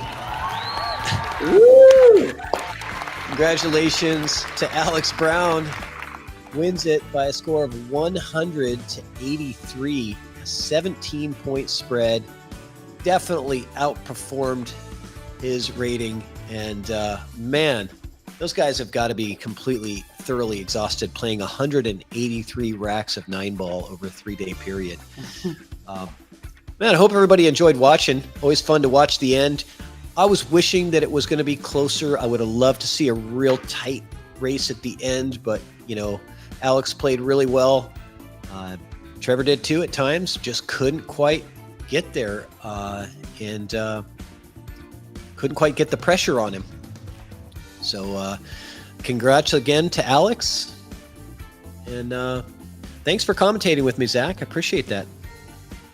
Yeah, no, it was a blast. I mean, I got worn out just commentating for 2 hours, right? On this match. I could feel that coming from them. I know how tired they must be. Yeah, the fatigue for sure. But that's the kind of training and that's the kind of stuff that you need, you know, because when you're in those big tournaments and they're going for 2 or 3 days and you're grinding it out, you're in the finals, you have to have that extra stamina to stay competitive and stay focused that entire time. And stuff like this, playing long sets like this with good players, that's what gets you there. And these guys know it, and that's exactly why they did it. So can't wait to see what happens next weekend with Alex at the Matchroom event at Ox next weekend. Ox Billiards Matchroom Seattle 9-ball Open. Going to be starting Friday. I think it's going Friday, Saturday, and Sunday. Lots of pros are going to be in town. It's going to be a great time. So is there Evo at Ox? No, Ox does not have EvoSports. So they do have their own live stream setup. As you've probably seen, Ox Billiards does really high quality streaming. So I'm not sure if that's just going to be one table or if they're capture multiple tables, but I'm sure whatever it is, they'll do a great job with it. Yep. Yeah, I'm going to definitely tune in and watch some of that. So. All right. Well, I'll see you there. If anybody is going down there, I'll be there on Friday. I'm not playing in the event, but I'll be going down to just hang out and watch the action. So maybe I'll see you guys there. All right. Well, have a good night. night. All right, Zach. Yep. Have a good one. Talk to you soon.